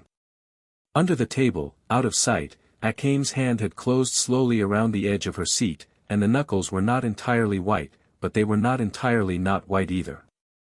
Outside, the night was enormous and full of stars that were the same in every world, and in the Imperial Palace's eastern wing a general with glacier eyes sat in a chair in a room that smelled like cold stone and old iron and thought about a boy who'd said people, every time, just people and felt, for the first time in her memory, the specific unsettlement of a question she didn't already know the answer to. Chapter 4. What revolution? Looks like the map on the table had been redrawn 3 times in the week since Izuku's return, and each version was larger than the last. That was the visible sign of something shifting in the base's atmosphere, not dramatic, not announced, just the quiet accumulation of a new gravity pulling things toward a different center. Negenda had started spending more time at the table and less time in transit. Leon brought back intelligence from the capital's lower districts with more frequency, and the intelligence was better, more specific, more actionable. Bullet and Izuku sparred every morning and spent an hour afterward with the maps, and the conversations had evolved from tactics into something broader, something that required a bigger table. Night Raid had always been a blade. Sharp, specific, effective within a narrow application. What was happening now was the beginning of a question about whether a blade was enough. The Eastern Garrison supply rerouting gives us a window, Izuku said on the 6th morning, tracing a line south of the capital with one finger. 4 to 6 weeks before they've fully established the new logistics chain. If the Revolutionary Army moves through the Aris Valley in that window, they bypass the mountain garrison entirely and come out 30 miles from the capital with supply lines intact. Negenda looked at the line. The Revolutionary Army's Eastern Command won't move without confirmation from General Budo's position. Then we get them that confirmation, Izuku said. Not through Night Raid. Through the network you haven't fully activated yet. Negenda looked at him. The merchant contacts, he said. The ones who've been feeding you local intelligence piecemeal. They're not just sources. They're a web. If they're coordinated, given a common signal structure, a common purpose, they become something the Empire can't counter because it can't see it. He looked up. You've been treating them like assets. They could be allies. Organizing civilians increases exposure, Negenda said. Organizing civilians increases reach, he said. The Empire's weakness isn't military. It's legitimacy. It can't maintain loyalty in its own territories because it's never had to earn loyalty, it's only ever bought or forced it. The moment people have a credible alternative to point to, the loyalty structure starts cracking from the inside. He paused. That's the weapon you don't have yet. Negenda studied him. Mine, who'd been listening from across the room with deliberate casualness, had stopped pretending to clean her rifle about 5 minutes ago. Lubbock had his chin in both hands and was watching Izuku with open calculation. You're not talking about assassination anymore, Negenda said. I'm talking about making assassination unnecessary, Izuku said. Eventually. The immediate targets still matter. But if we're building something that lasts, he's right, Bullet said from the doorway. He'd been there for the last 10 minutes, leaning against the frame, and the calm certainty in his voice had the weight of someone who'd been thinking the same thing from a different angle and had just found the point of convergence. We've been cutting branches. He's talking about the roots. Negenda was quiet for a moment. Then she looked at Izuku with the expression she used when she'd already decided something and was verifying the decision against the available evidence. The merchant network requires a face, she said. Someone they can believe in. Someone without political history in this country.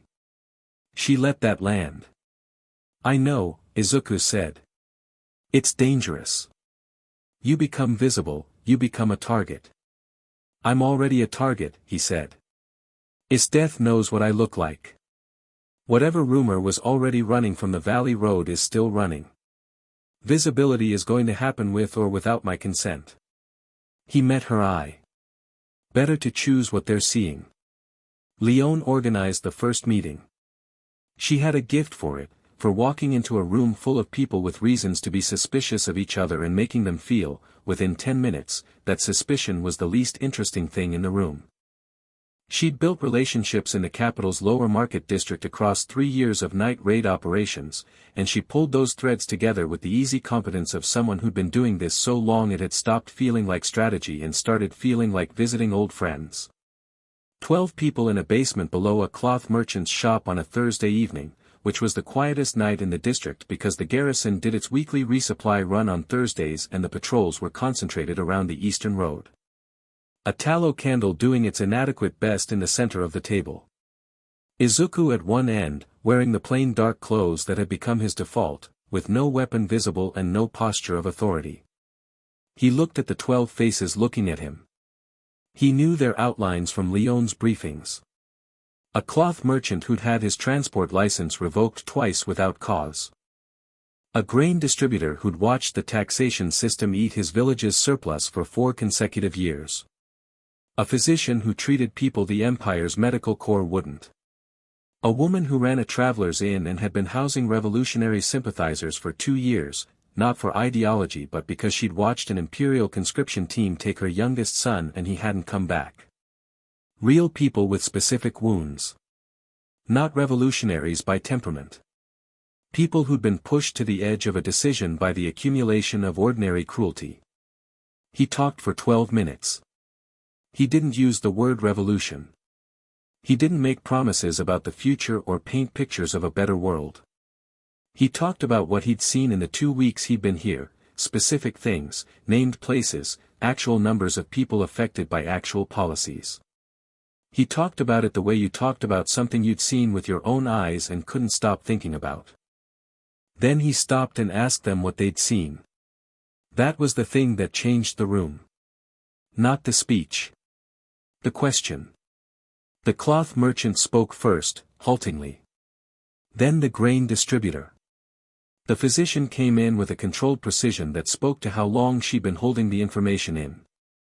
The innkeeper was last, and when she spoke about her son her voice was steady and her eyes were not, and nobody in the room looked away from her. By the end of the 2 hours, nobody had agreed to anything specific. Nobody had signed anything or pledged anything. But the room had a different quality when it emptied than when it had filled, the way a space felt after something important had been said in it. People left making eye contact with each other, which they hadn't been doing when they arrived. Leon walked back to the base alongside Izuku through the dark streets, keeping a professional distance and the alert looseness of someone always halfway ready to fight. Well, she said. It's a start, he said. The innkeeper, Leon said. She'll bring 3 more people to the next meeting.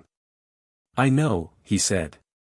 Her son is still alive, by the way. I saw his name in the garrison roster I memorized. Leon stopped walking. Izuku stopped too. Northern Campaign assignment. He's stationed at the Eris Valley outpost. He's listed as corporal, which means he's been there long enough to earn a rank. Leon looked at him. In the dim street light her amber eyes were doing something complicated. You memorized a garrison roster. I memorize things, he said. It's a habit. And you connected it to the innkeeper. Her name was on the contact list Leon gave me, he said. Her son's name matched a family name in the roster. It was Izuku, Leon said. She put one hand on his arm, briefly, a contact that was warm and specific. That woman has been carrying that for 2 years. I know, he said. I want to tell her. But not yet, not until I can tell her with enough context that it doesn't just create a new kind of hope that becomes a new kind of pain if the campaign goes wrong. He looked down the dark street toward the distant glow of the palace district. I need to know the timeline is real first. Leon was quiet. She started walking again, and he fell into step beside her, and after a moment she said, You know what the problem with you is? Several things, probably. The problem with you, she said, is that you actually mean it. All of it. Which means when something goes wrong, and things go wrong in this work, they always go wrong, you're going to take it personally. Isn't that the point, he said. The point is not to take it so personally it breaks you, she said. I know, he said. Do you? He thought about it honestly. I know it intellectually, he said. I'm still working on the rest. Leon laughed, short and real and warm. At least you're honest about it. She bumped his shoulder with hers, easy and companionable. Come on. Akame's been insufferable all evening. Insufferable how? Insufferable in the way where she sits very still and doesn't say anything and occasionally looks at the door and then goes back to sitting very still. Leon glanced at him sideways. Which for Akame is basically the equivalent of pacing. He didn't say anything to that. He was aware of something happening in the space between his ribs, a warmth that he didn't try to name specifically, just noted and allowed. Akame was at the table when they came in, exactly as described, very still, one blade in her hands not being sharpened so much as held, and when Izuku came through the door her eyes came up to his and stayed. Meeting went well, she said. Reasonably, he said. You should come to the next one. She tilted her head slightly. I'm an assassin. You're also someone who grew up in the Empire's worst machinery and came out the other side fighting against it, he said. Those people need to see that the revolution includes someone who knows what the system actually does from the inside. Not just people who read about it. Akame looked at him. The lamplight caught the edge of her jaw and the angle of her eyes, and she was doing that thing where she held someone's gaze without any of the social management that usually accompanied direct eye contact. I don't speak in front of people, she said. You don't have to speak, he said. Just be there. That's enough sometimes. She considered this. I'll think about it, she said, which in Akame's economy of expression was functionally yes. He got himself water and sat across from her, and they were quiet for a moment in the way that had become comfortable, the particular silence of people who'd established they could be in the same space without requiring it to mean anything performative. You were gone a long time tonight, she said. 2 hours, he said. 2 hours and 20 minutes, she said. He looked at her. She was looking at the blade in her hands with a focused neutrality that was doing a lot of work. Akame, he said. The patrol patterns around the lower market district change on alternate Thursdays, she said. Tonight was an alternate Thursday. Leon knew, he said. Leon doesn't always account for the secondary foot patrol that runs through the cloth merchant district between 9th and 10th bell, she said. I calculated the overlap. There was a 12-minute window where your exit route had coverage from 3 directions. He was quiet for a moment. Did you come to the district? I was on the northern roof line, she said. Completely level. Precautionary.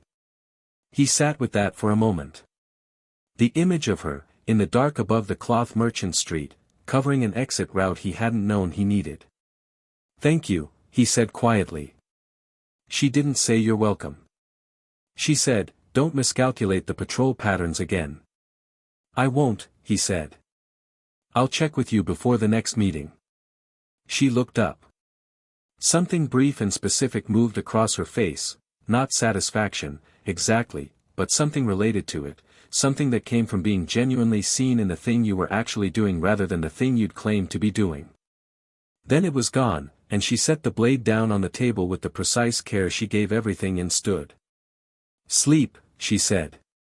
In a minute, he said. She paused at the doorway. Izuku. Yeah.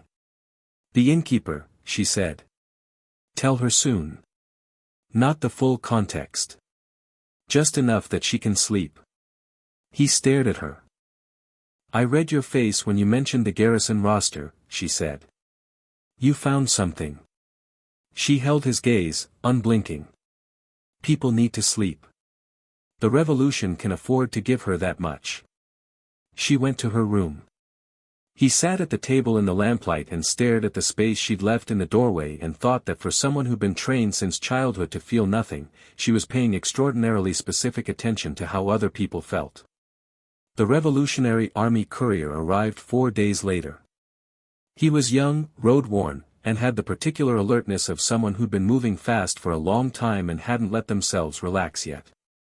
He brought a sealed message for an agenda and a verbal addendum for whoever was running the capital side network, which turned out to mean Izuku, and the addendum was that General Daidara had seen the merchant network activation and wanted to meet. Daidara, Najenda said. She had the letter open on the table. He commands the Revolutionary Army's Western Column.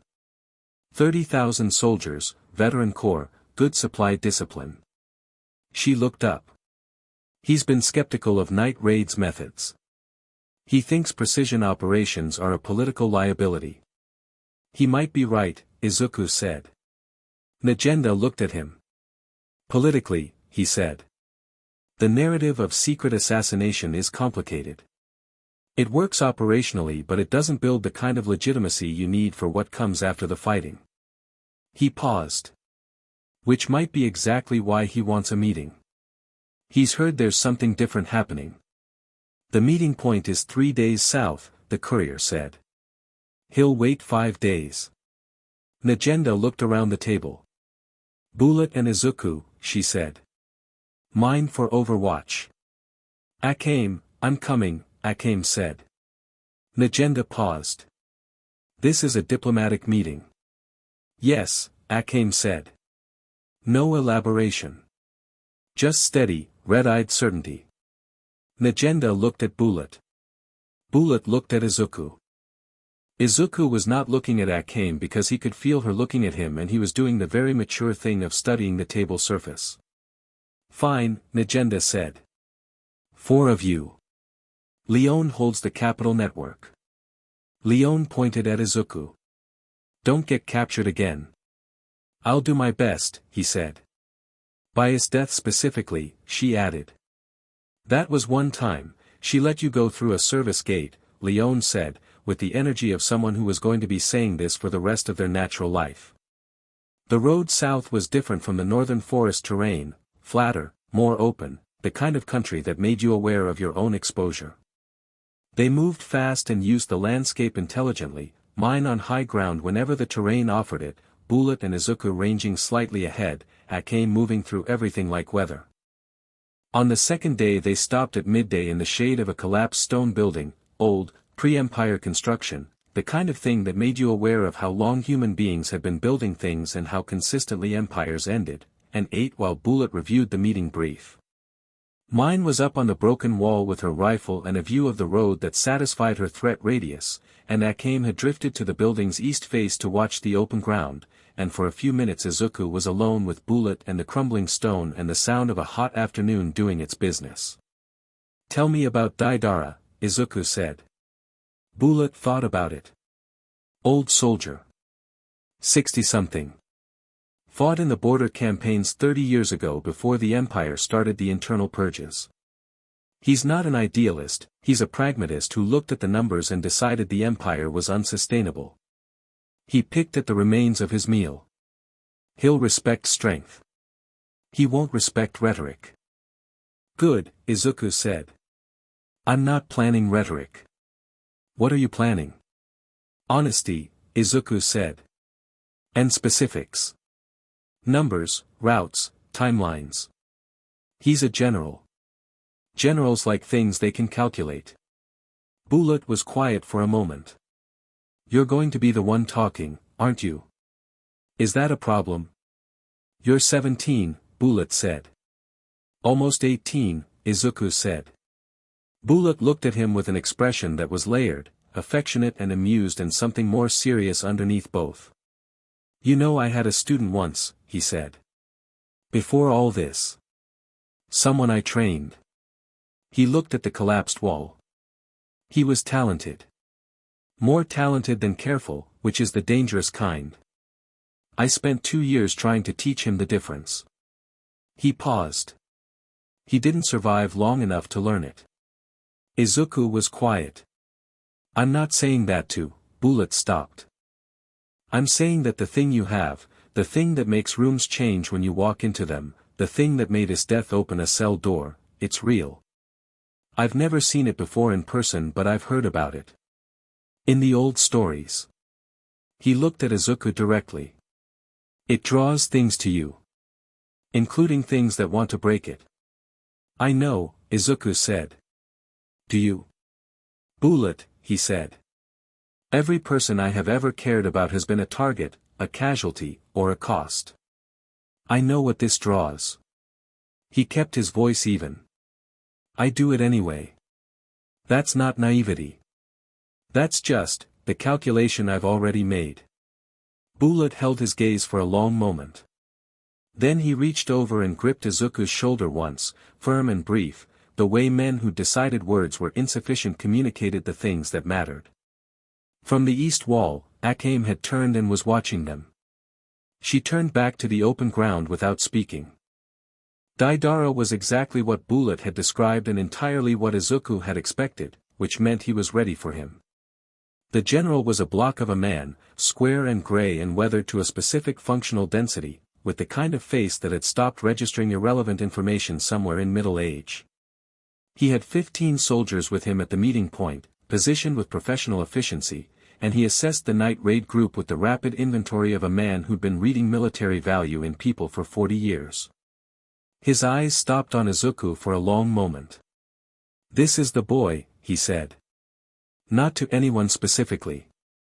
"This is Izuku Midoriya," Bullet said. "I've heard the convoy story," Deidara said. "And the garrison intelligence." And, he paused, with the expression of a man choosing his words around something that baffled him, the Esdeath situation. "The Esdeath situation," Izuku repeated. "She let someone walk out of an imperial detention cell," Deidara said flatly. "Esdeath. Who I have watched execute people for sport." He looked at Izuku.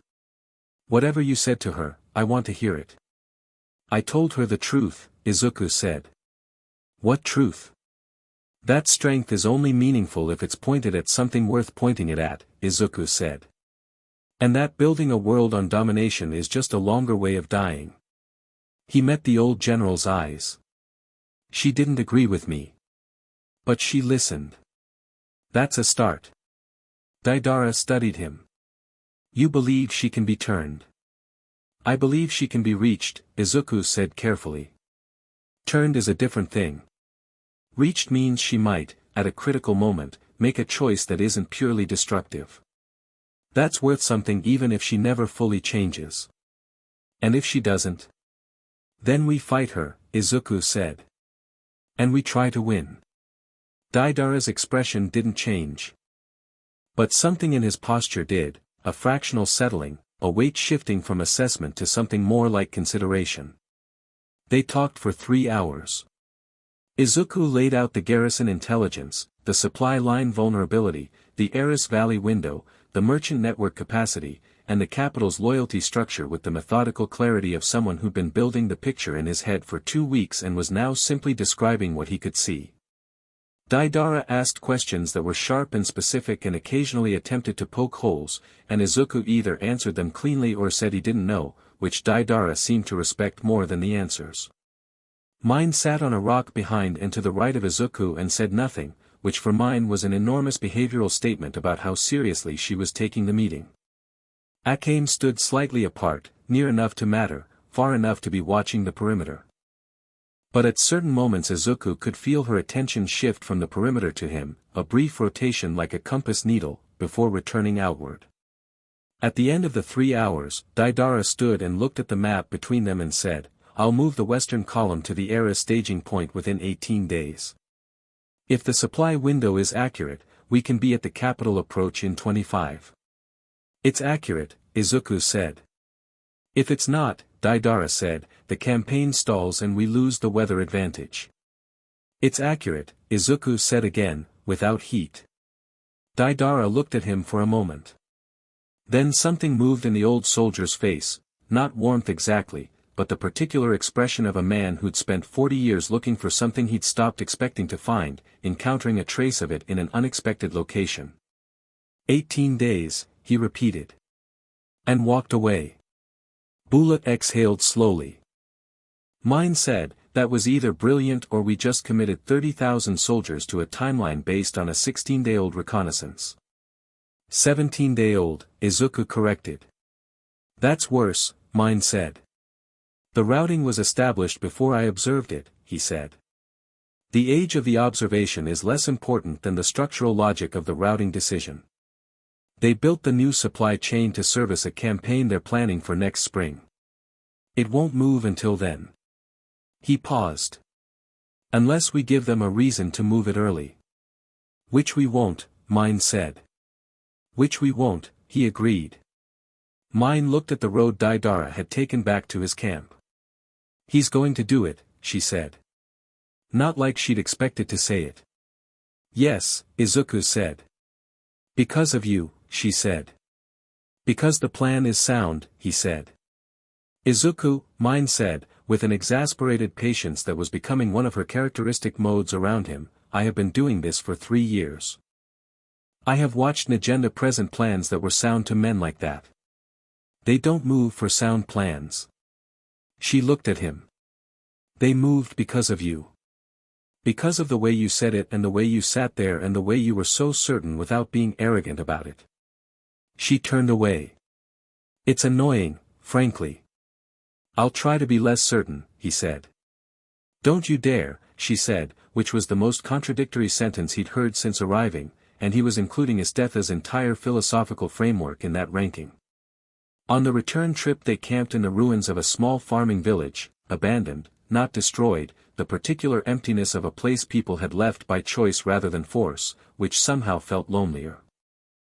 There was a well that still worked, which Leon would have called a mercy, and enough intact wall to break the wind, and they split the watch and ate and settled into the particular quiet of a group of people who'd been purposeful all day and had temporarily run out of purpose. Mine fell asleep with suspicious speed, her rifle across her chest and her expression smoothed into something that looked younger and less defended. Bulat sat the first watch at the perimeter. Izuku was awake.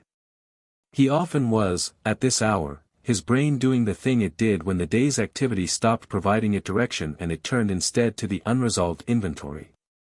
Esdeath. The innkeeper. Daidara's timeline. The gap between what Night Raid currently was and what the revolution needed them to become. Akame sat beside him.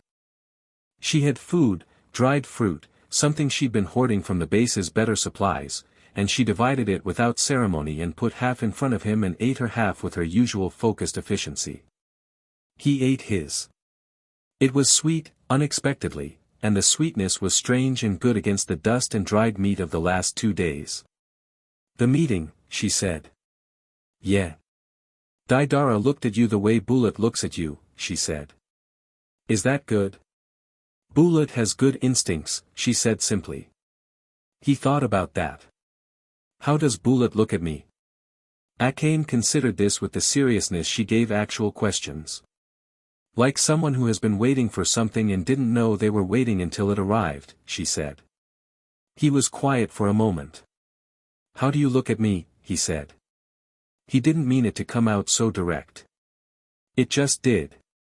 Akame was quiet for a long moment.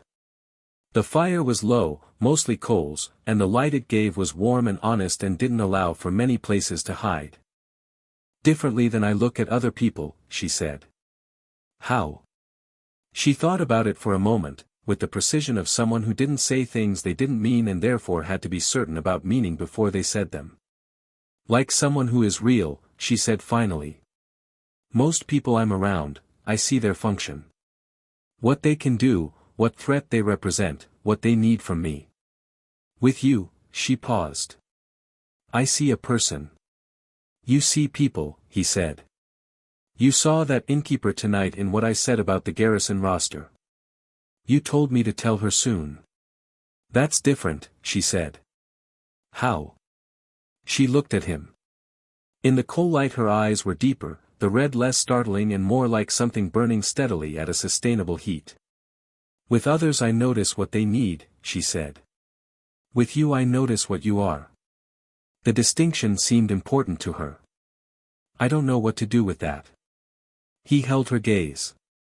Outside, somewhere in the dark, something moved through the long grass in a way that Bulat had already catalogued and dismissed as non-threatening, because nothing had changed in the quality of the night.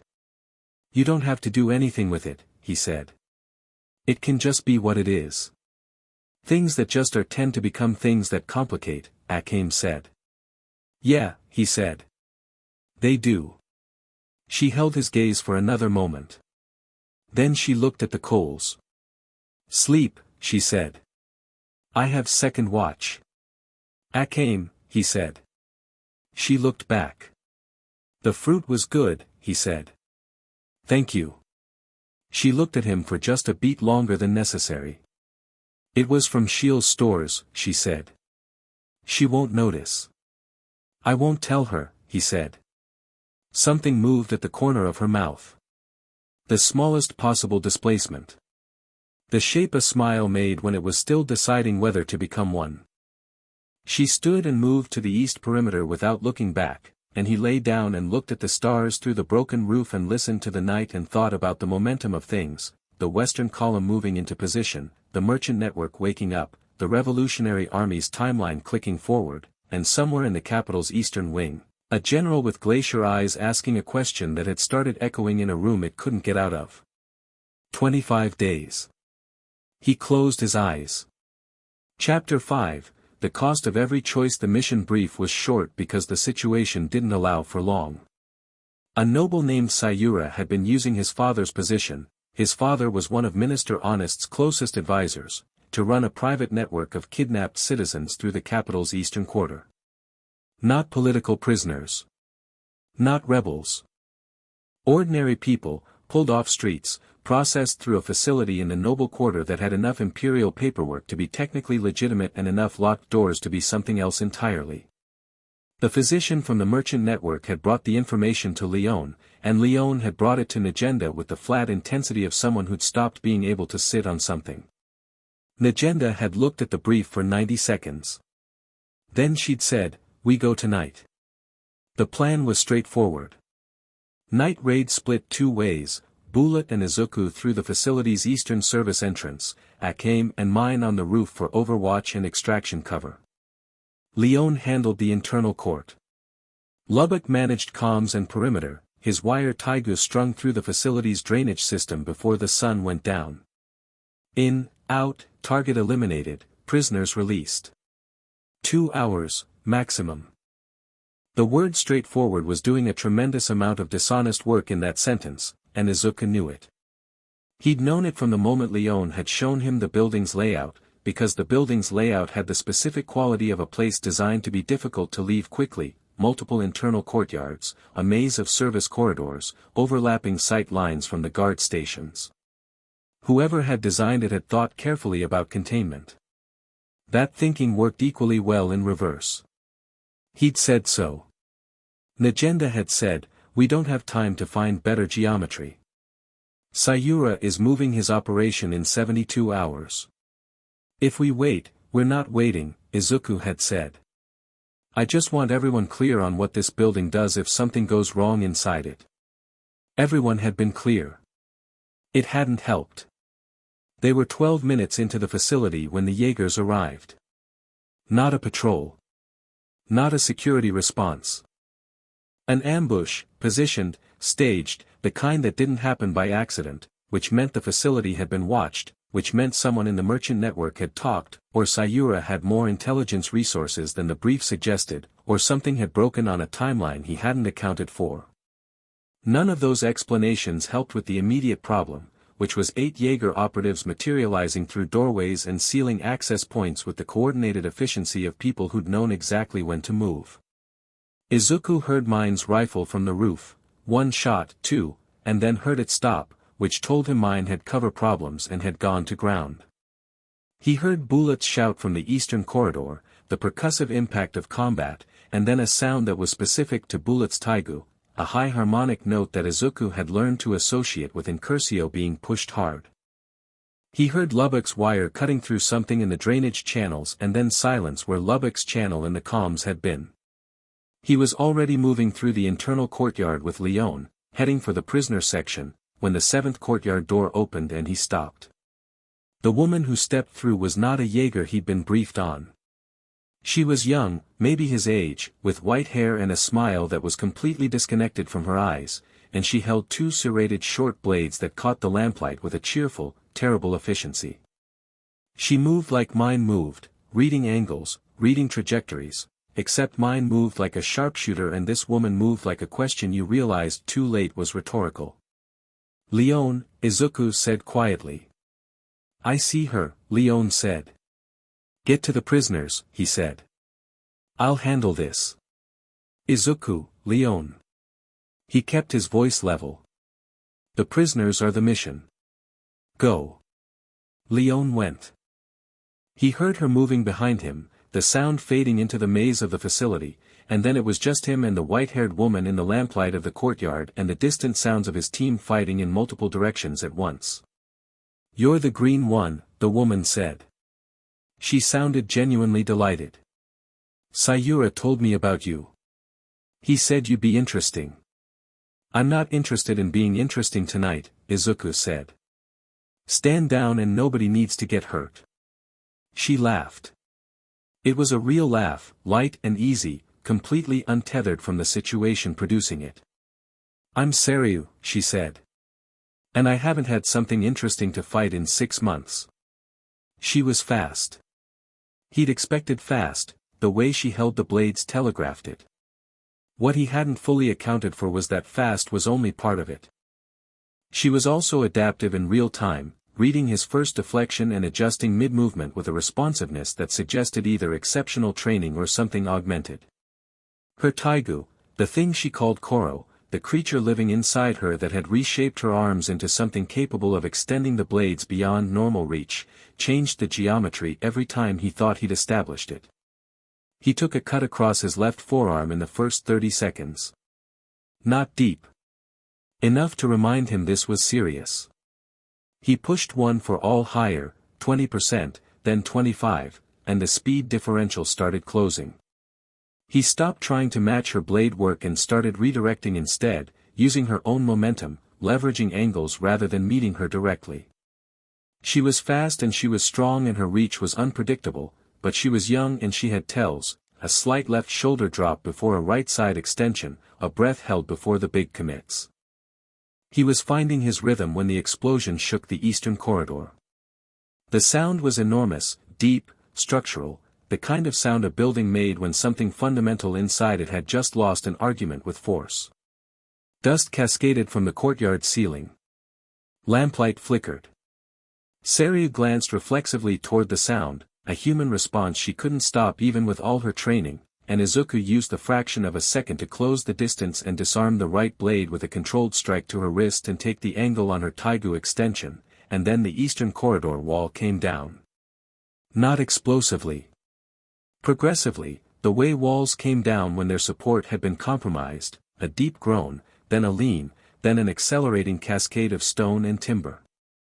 Izuku grabbed Saryu by the collar and shoved her hard toward the western doorway because the wall was coming into the courtyard and whoever's fault it was, she was close to the impact zone, and he was already rolling when the first section of wall hit the courtyard floor. He came up in the dust with his ears ringing and took stock fast. Saryu was through the western doorway, stunned, sitting in the corridor and looking at him with an expression that had temporarily forgotten about the fight. The eastern corridor was blocked. Bullet was on the other side of that wall. He found a way around through the service passage and came through the blocked corridor's secondary access in 40 seconds, which was too long. He could tell it was too long from the quality of the silence on the other side. Bullet was standing in the corridor. He was standing, which Izuku registered with a relief that lasted about 2 seconds before he processed the rest of it.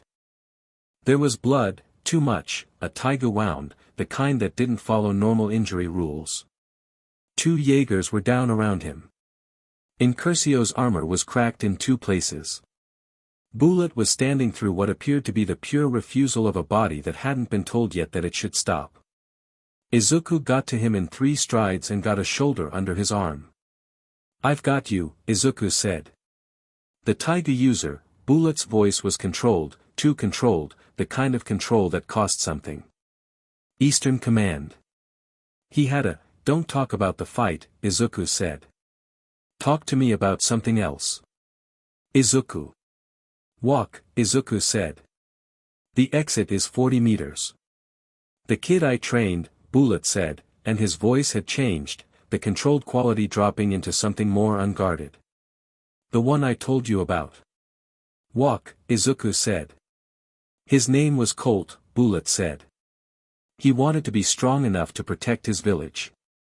He was walking, Izuku bearing more of the weight with every step. He almost was. "Bullet, you're going to be stronger than I was," Bullet said. It came out with the simple certainty of a statement of fact. Not because of the power. Because of what you do with it. You're going to be fine, Izuku said. He meant it. He was also watching the blood and performing calculations he didn't want to be performing. Tell mine she's the best shot I've ever seen, Bullet said. She needs to hear it from someone besides herself. Tell her yourself, Izuku said. 40 meters. Bullet said something else. He said it quietly, into the corridor's dust and shadow, and Izuku heard it clearly and it settled into him like a stone into still water, not causing waves immediately, just going down and changing what the bottom felt like. He didn't reply to it. He kept walking. He counted the meters. They came out of the service passage into the facility's outer yard where Leone was already moving with 6 freed prisoners in tow, her expression snapping from controlled efficiency to something harder and more urgent when she saw what Izuku was carrying out of the corridor. Mine was down from the roof, rifle slung, face white under its usual color. She looked at Bullet. Bullet looked at her. Best shot, he said, with the particular warmth of a man spending something he still had. Don't let anybody tell you different. Mine's expression did something complicated and complete in about 2 seconds, and then it locked down hard and she moved to his other shoulder and took weight and her jaw was set with the precise ferocity of someone who had decided that whatever was happening was not going to be allowed to happen. They didn't make it 2 blocks. Not because of pursuit, the Jaegers had taken losses and the building's collapse had disrupted their coordination. Because Bullet's body had simply reached the end of what it was willing to negotiate with. He sat down against a wall in a dark alley 3 streets from the facility with the particular inevitability of water finding its level, and no amount of urgency in any of them could revise the arithmetic of what the Taigu wound had done. Izuku knelt in front of him and worked with the medical kit from his belt with hands that were completely steady, because steady was what the situation required, and he would be something other than steady later, in private, when it didn't matter. The prisoners stood in a cluster at the alley entrance with Leone's broad back between them and the scene, which was the right instinct. Lubbock had appeared from somewhere, limping, his wire hands raw, his expression stripped of everything except a grief that was trying not to be grief yet. Mine had Bullet's hand. She was sitting beside him against the wall and she had his hand in both of hers and she was not looking at his face but at a fixed point above his left shoulder, which was the position of someone who has decided they will not cry by the mechanism of finding something specific to focus on and not releasing it. Mine, Bullet said. Shut up, she said. Don't be sentimental. It's a bit late, don't, she said. Her voice was very precise and very controlled and had exactly one hairline crack in it that she was managing with both hands. You don't get to be sentimental. We have 6 civilians to move and Akame still inside and this is not, she stopped. Mine, he said, gently. She looked at him. Whatever he said to her, he said quietly enough that it belonged only to them, and Izuku looked at Lubbock and Lubbock looked at the alley wall and they both did the thing you did when the private moments of people you loved were happening in front of you and there was no way to give them more room. Akame came over the alley wall 4 minutes later, dropping soundlessly with the last prisoner over one shoulder, a child, thin, unconscious but breathing, that she set down with careful gentleness and checked with 2 fingers at the throat. She read the alley in 1 second. Her eyes went to Bullet. Then to Mine's hands. Then to Izuku's face. She crossed to Izuku and stood very close, close enough that he could hear her breathing, and she said in a voice pitched below the hearing of the people around them, "How long?" "Not long," he said. She was quiet for a moment. He felt her hand find his arm in the dark, a brief grip just above the elbow, not comfort exactly, not reassurance, just contact, the physical acknowledgement that he was there and she was there and that was something. "The child," she said. "I found her in the eastern cell block." "She's alive?" "Yes." A pause. "She's from the innkeeper's district." He closed his eyes for 1 second. Then opened them. "Leone takes the prisoners to the physician's contact. We move Bullet to the secondary base in the northern quarter." "Yes," Akame said. She released his arm and moved to coordinate the others, and he went back to Bullet, and Bullet looked at him with clear eyes and said, Sayura. We'll handle Sayura, Izuku said. He'll run, Bullet said. Tonight. He knows Night Raid was in the facility. I know. Don't let him run, Bullet said. It wasn't a request exactly. It was the specific weight of something someone needed to leave with another person before they could stop carrying it. I won't, Izuku said. Bullet looked at him. Then he looked past him at the alley wall and the stars above it. I saw something in a training hall once, he said. A kid who had nothing. No power, no standing, no future anyone could point to. Just this absolute refusal to give up. He looked back at Izuku. I thought I'd never see that again. Bullet, I'm glad I was wrong, Bullet said. Mine made a sound. Once. Then controlled it. Lubbock sat down in the alley dust and put his head in his hands, and Izuku put a hand on his shoulder, and somewhere in the northern quarter a secondary safe house waited, and outside the capital the Revolutionary Army was 18 days from its staging point, and the world kept turning with the absolute indifference it maintained for the things people needed it to pause for. They moved in the gray pre-dawn, quiet and fast, and they didn't talk about what they'd lost and they didn't talk about what they were feeling, because neither of those conversations belonged to the nighttime streets with 6 civilians and a child and wounds that needed tending before anything else. The secondary base was a townhouse, narrow, owned on paper by a merchant contact who asked no questions because his license depended on not asking questions. Leon got the civilians settled with the physician who appeared from somewhere in the network Izuku had spent 2 weeks building.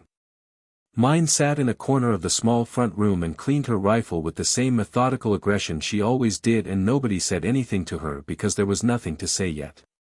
Lubbock slept. The kind of sleep that ambushed you. Akame cleaned the child's wounds and got water into her and sat by her for an hour until the small chest was rising and falling in the rhythm of actual sleep rather than unconsciousness, and then she came and stood beside Izuku where he was at the window looking at the street below. You need the arm looked at, she said. In a minute. Now, she said.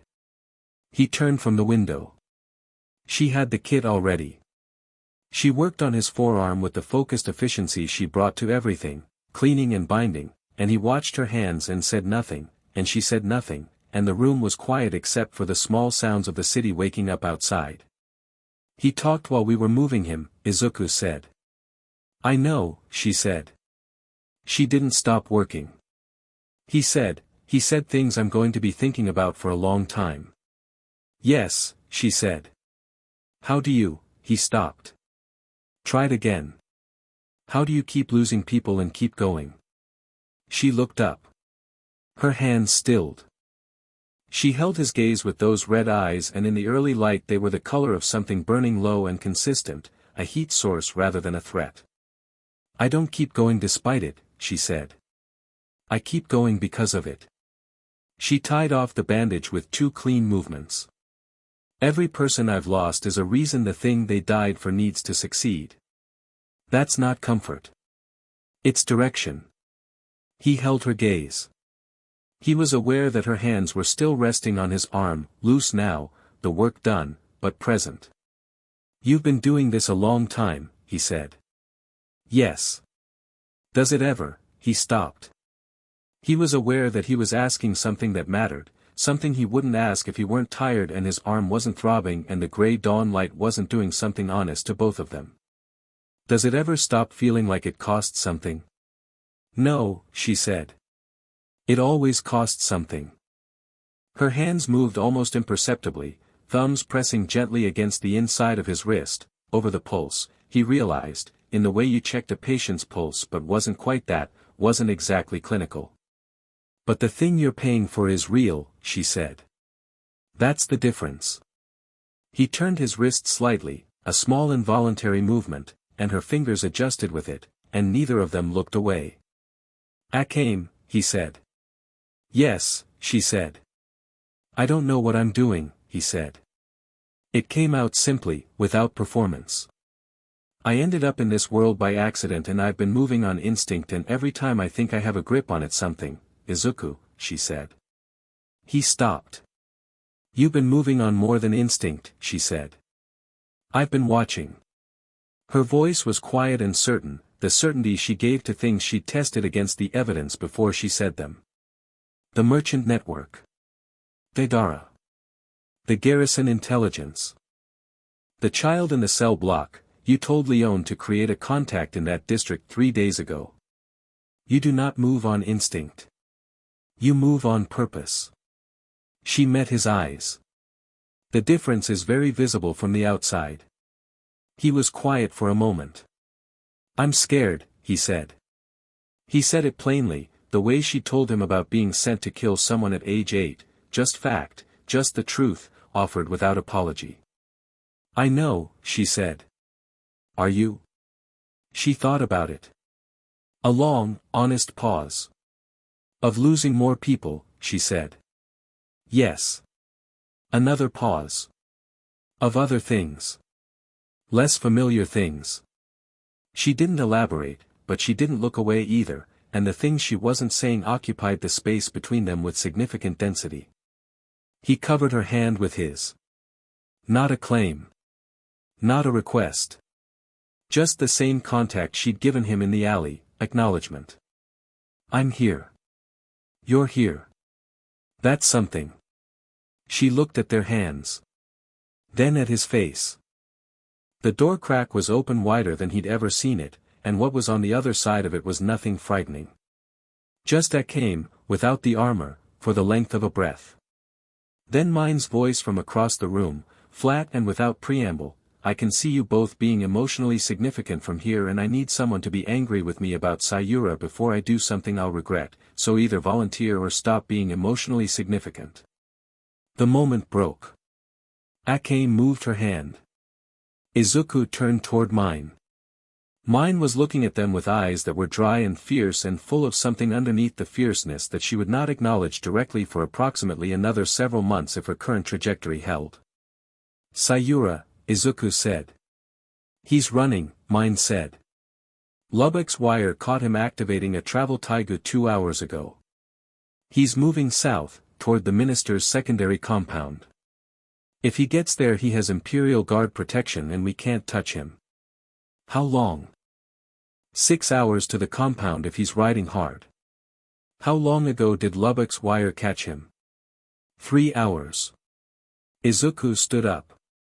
The weariness of the night reorganized itself into something pointed, a specific energy that had a direction. He looked at Akame. She was already on her feet. Blades on her back.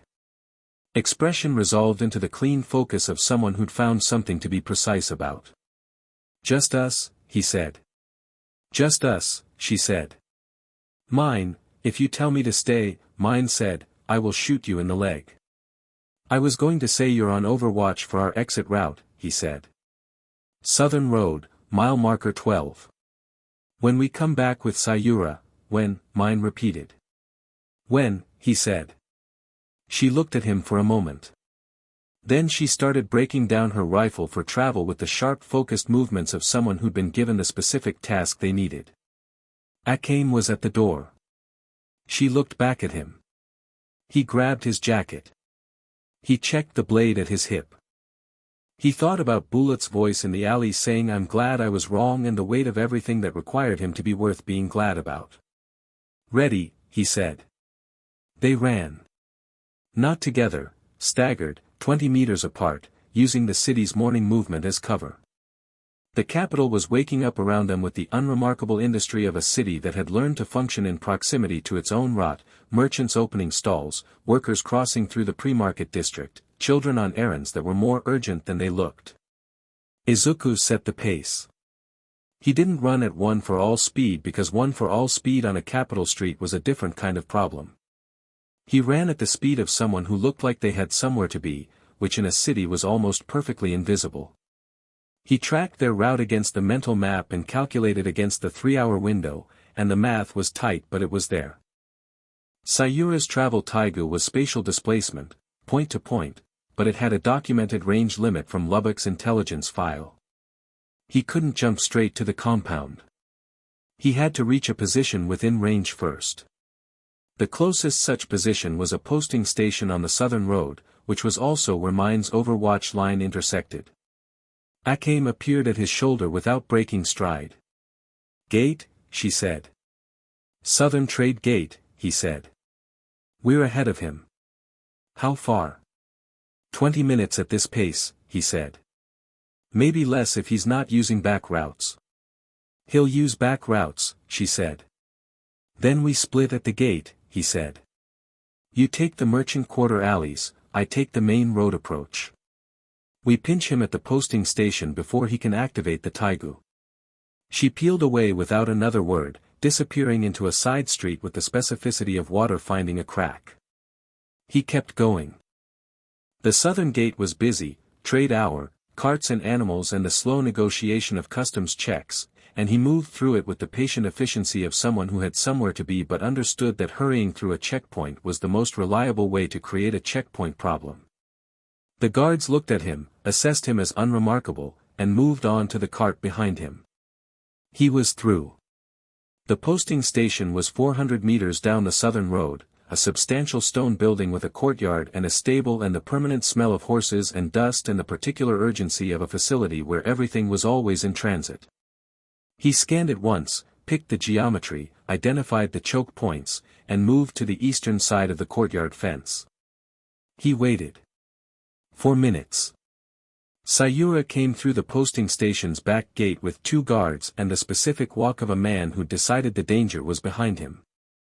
He was young, younger than Izuku had expected from the briefing, mid-20s, with his father's money written into his clothes and his mother's absence written into his eyes. He was moving fast and he had the activation object for the travel Taigu already in his hand. Izuku stepped out. Sayura stopped. His 2 guards moved immediately, professionally, and Izuku let them come because there was no point making this a 3-way problem when it only needed to be a 1-way problem. He took the first guard strike on a crossed forearm, redirected, put him into the fence post with a controlled thump that was enough. The second guard was faster and Izuku had to work for a half-second before he found the angle and the guard went down hard on one knee and stayed there. Sayura was backing toward the stable door. "Don't," Izuku said. Sayura had the travel Taigu raised. His hand was shaking, which told Izuku something about what kind of man he was underneath the comfortable certainty of protected status.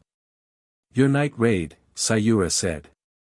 "I'm Izuku Midoriya," Izuku said.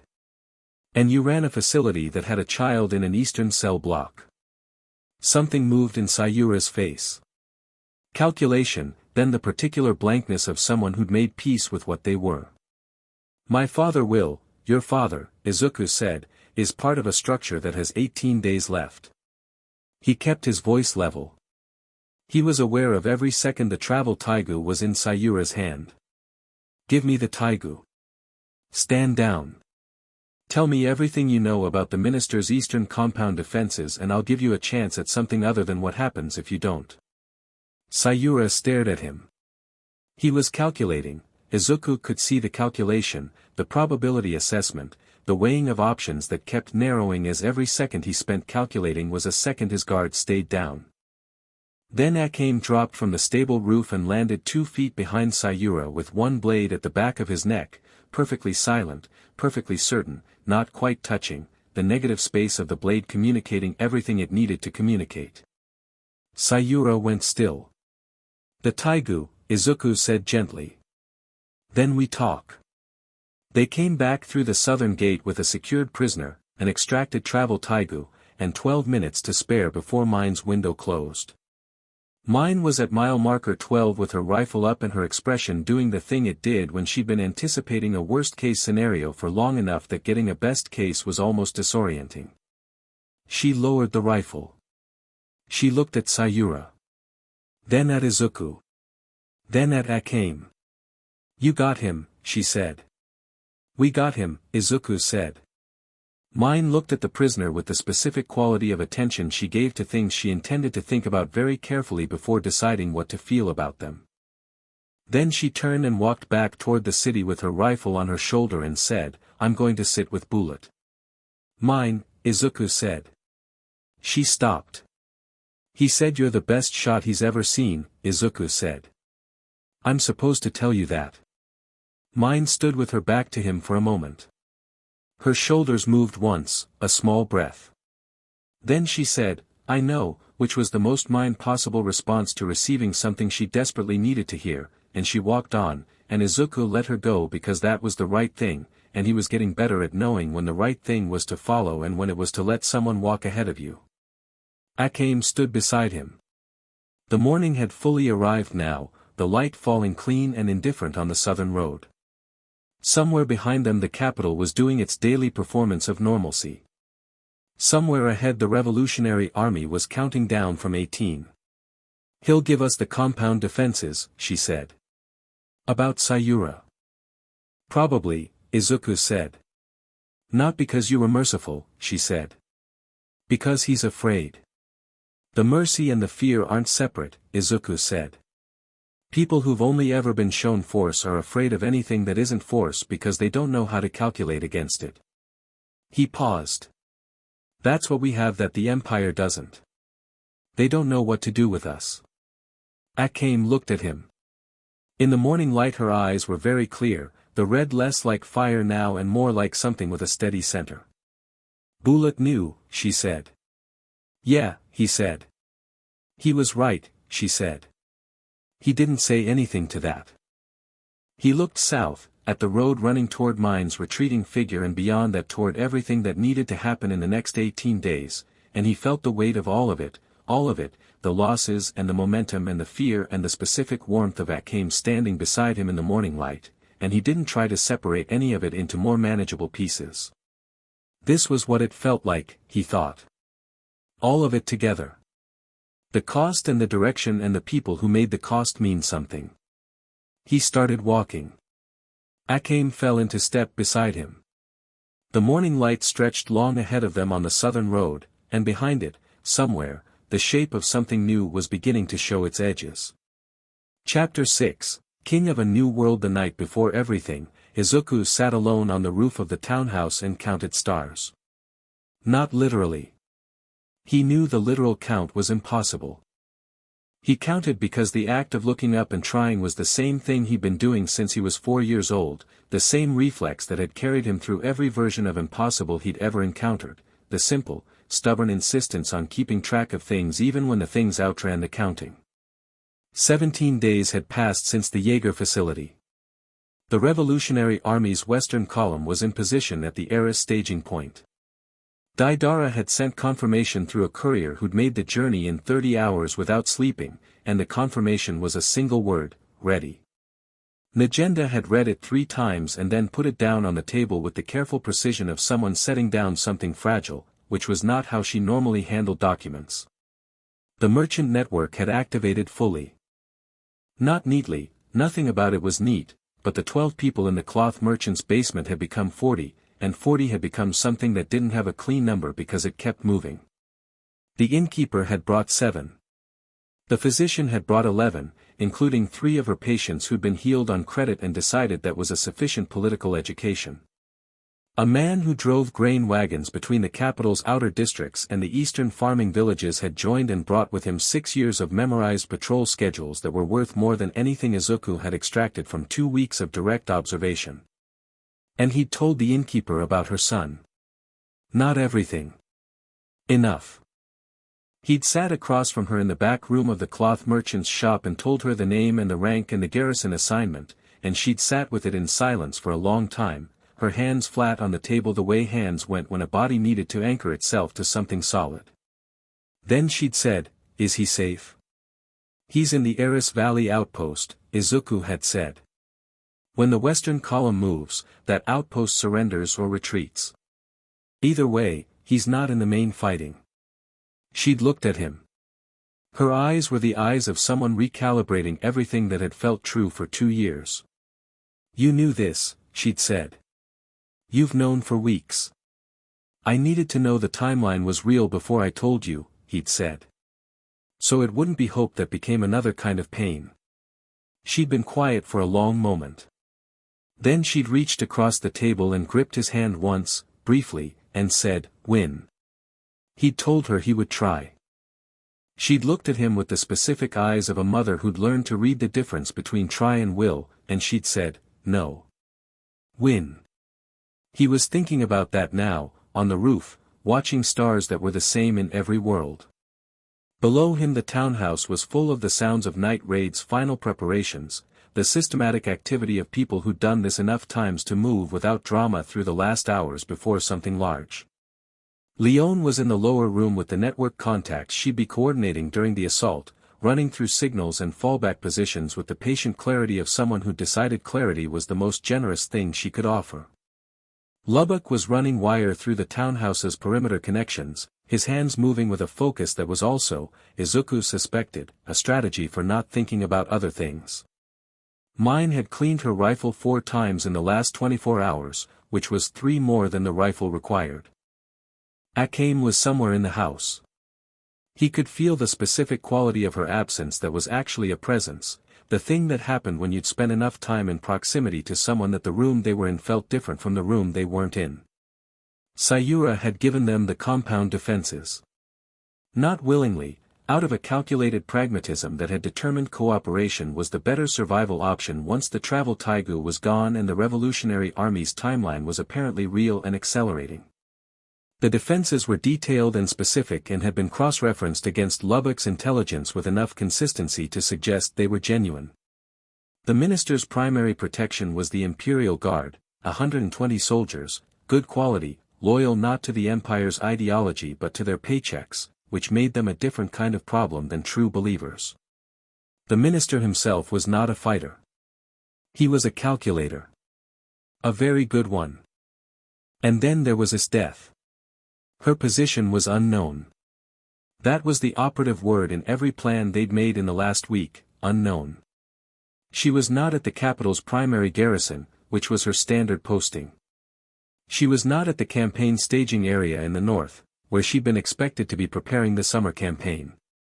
She was somewhere in between, moving on a schedule that nobody had been able to pin down, and that unknowability was the one element of the coming day that Izuku couldn't calculate around. Every plan he made had a version that worked without her and a version that didn't work if she arrived at the wrong moment. He'd stopped trying to resolve it. Unknown meant unknown. You planned for what you could see and you held the unknown lightly, not ignoring it, not obsessing over it, just keeping space for it in the architecture. The roof access door opened and Akame sat down beside him. She had food. She divided it without ceremony, salted pork, a piece of dense bread, dried apple, and put half in front of him, and they ate in the companionable quiet that had become their particular language.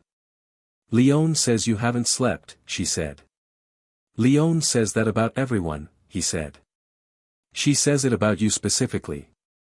He looked at her sideways. "She's watching me."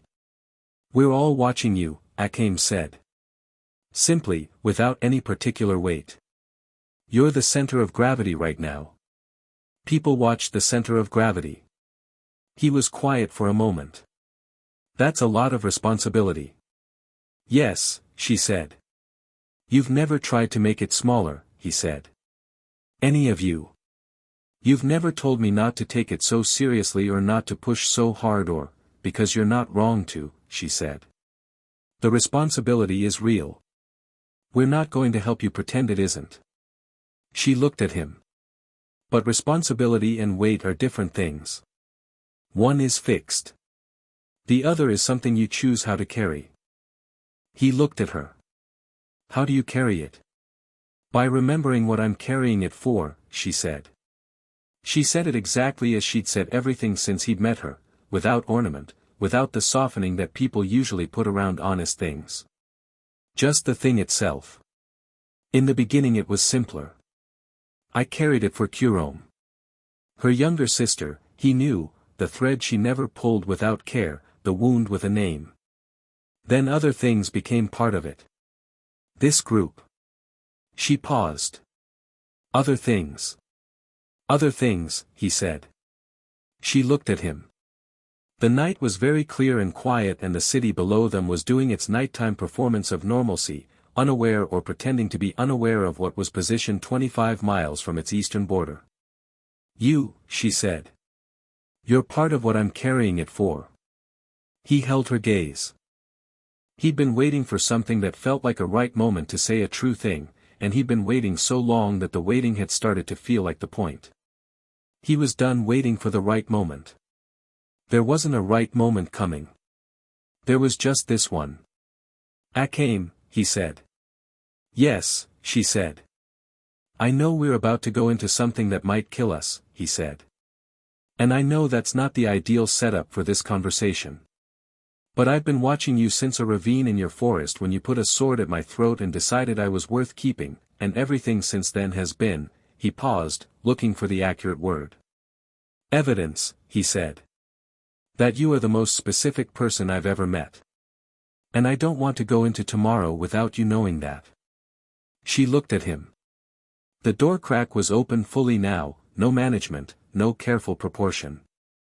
Just Akame, all of her, sitting in the night with him on a roof above a city that was about to change.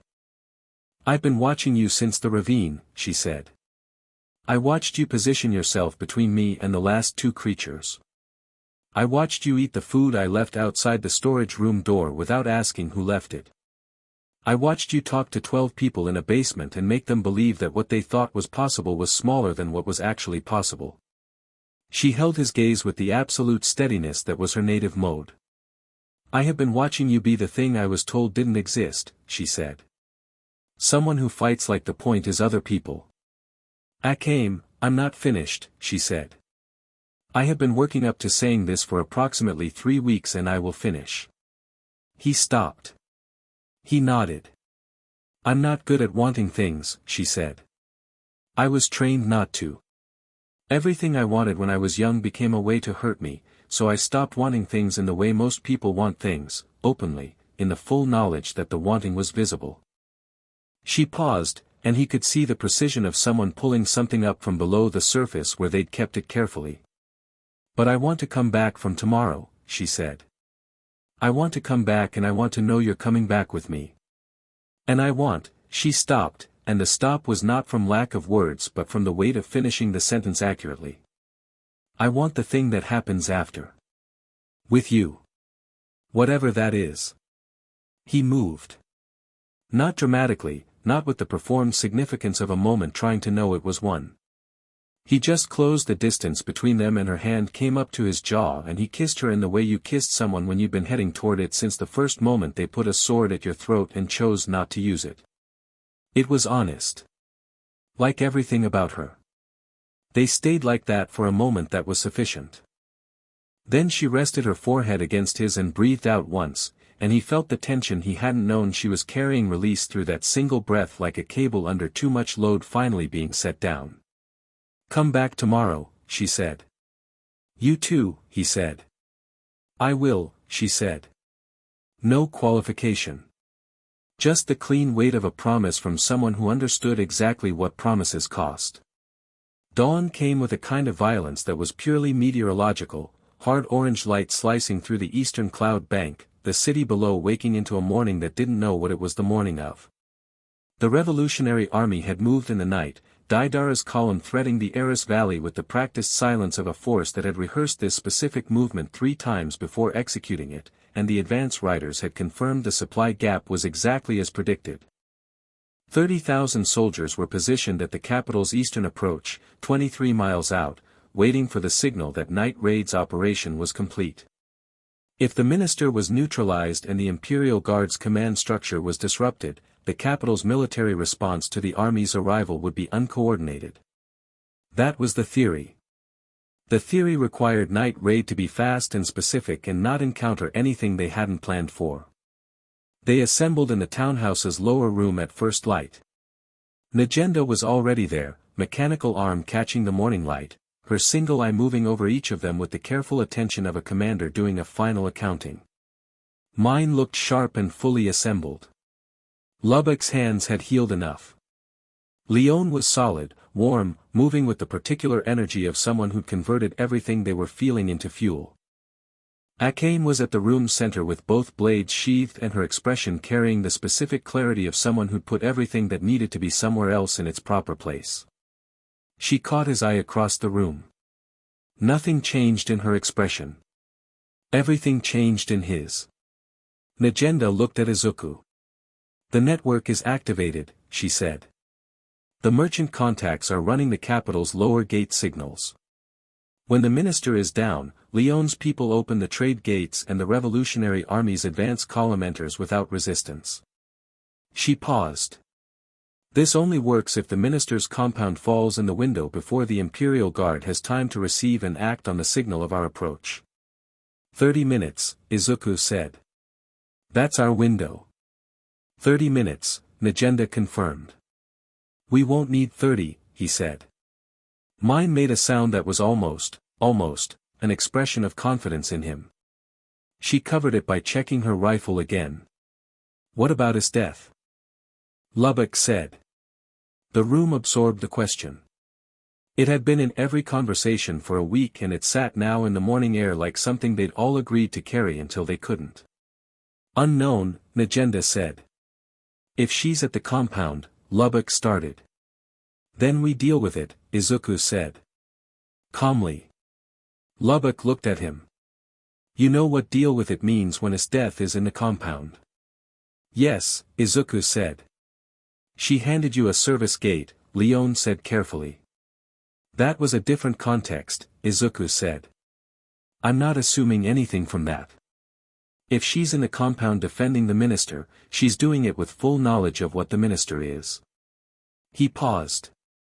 "And she's going to have to make a choice." The room was quiet. "And if she makes the wrong one?" Mine said. Izuku looked at the floor for a moment. Then up. "Then we deal with it," he said, and this version of the sentence had a different weight than the first one. They entered the compound from 3 directions simultaneously.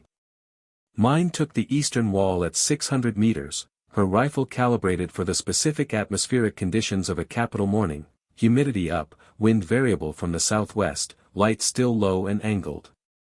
She began reducing the guard positions on the wall with the methodical precision of an artist who'd found the medium that exactly suited them.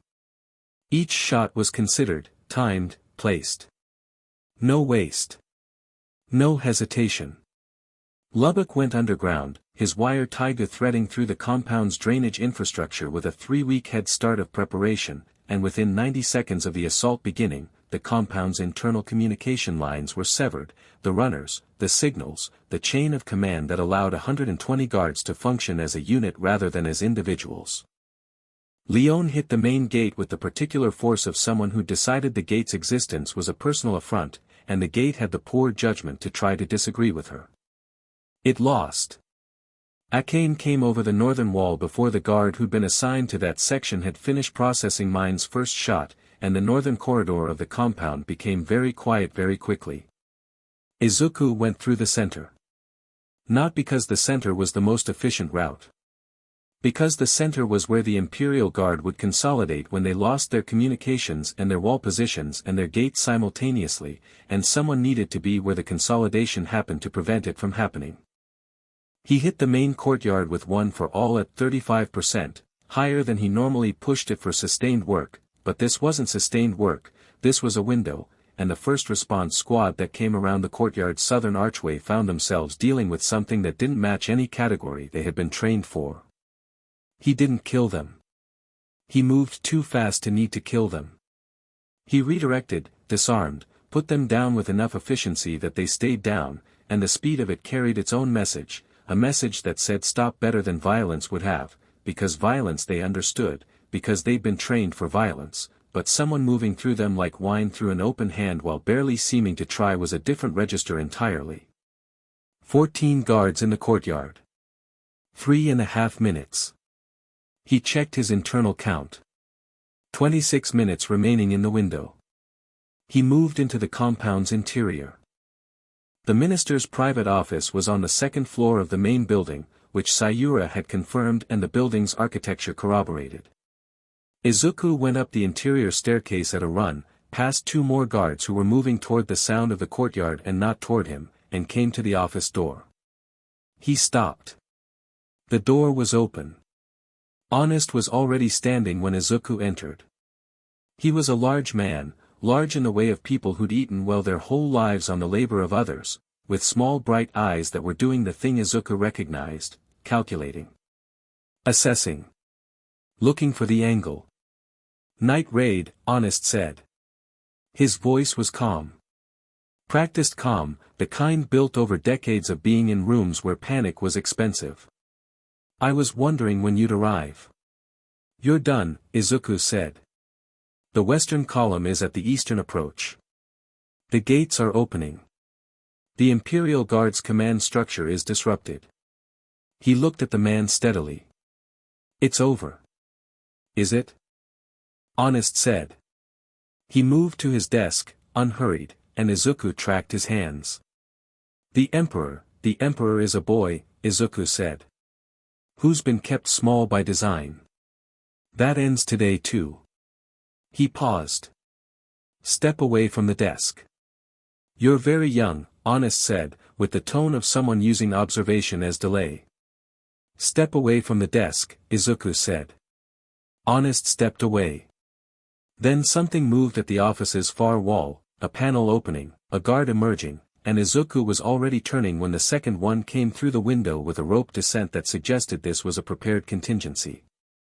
Both of them were better than the courtyard guards, trained specifically for close-quarters protection, and the office was small and full of furniture and Honest was backing toward the secondary panel and calculating distances. Izuku put the first guard into the far wall with a controlled pulse of 1 for all and dealt with the second in 3 exchanges that left the guard's weapon on the floor and the guard himself very stationary and then crossed the office in 2 strides and caught Honest by the collar as the man's hand closed around something behind the panel. A signal device. Small, imperial crest embossed.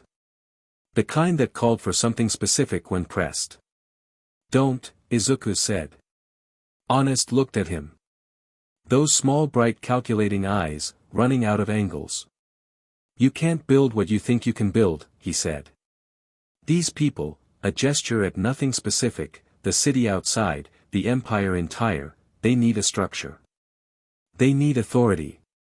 Remove me and they'll build another version of me within 20 years because that's what people do. They don't want freedom. They want safety, and safety is just a comfortable cage. Maybe, Izuku said. But that's their choice to make. Not yours. Not mine. He took the signal device from the man's hand. And you've been making it for them for a long time.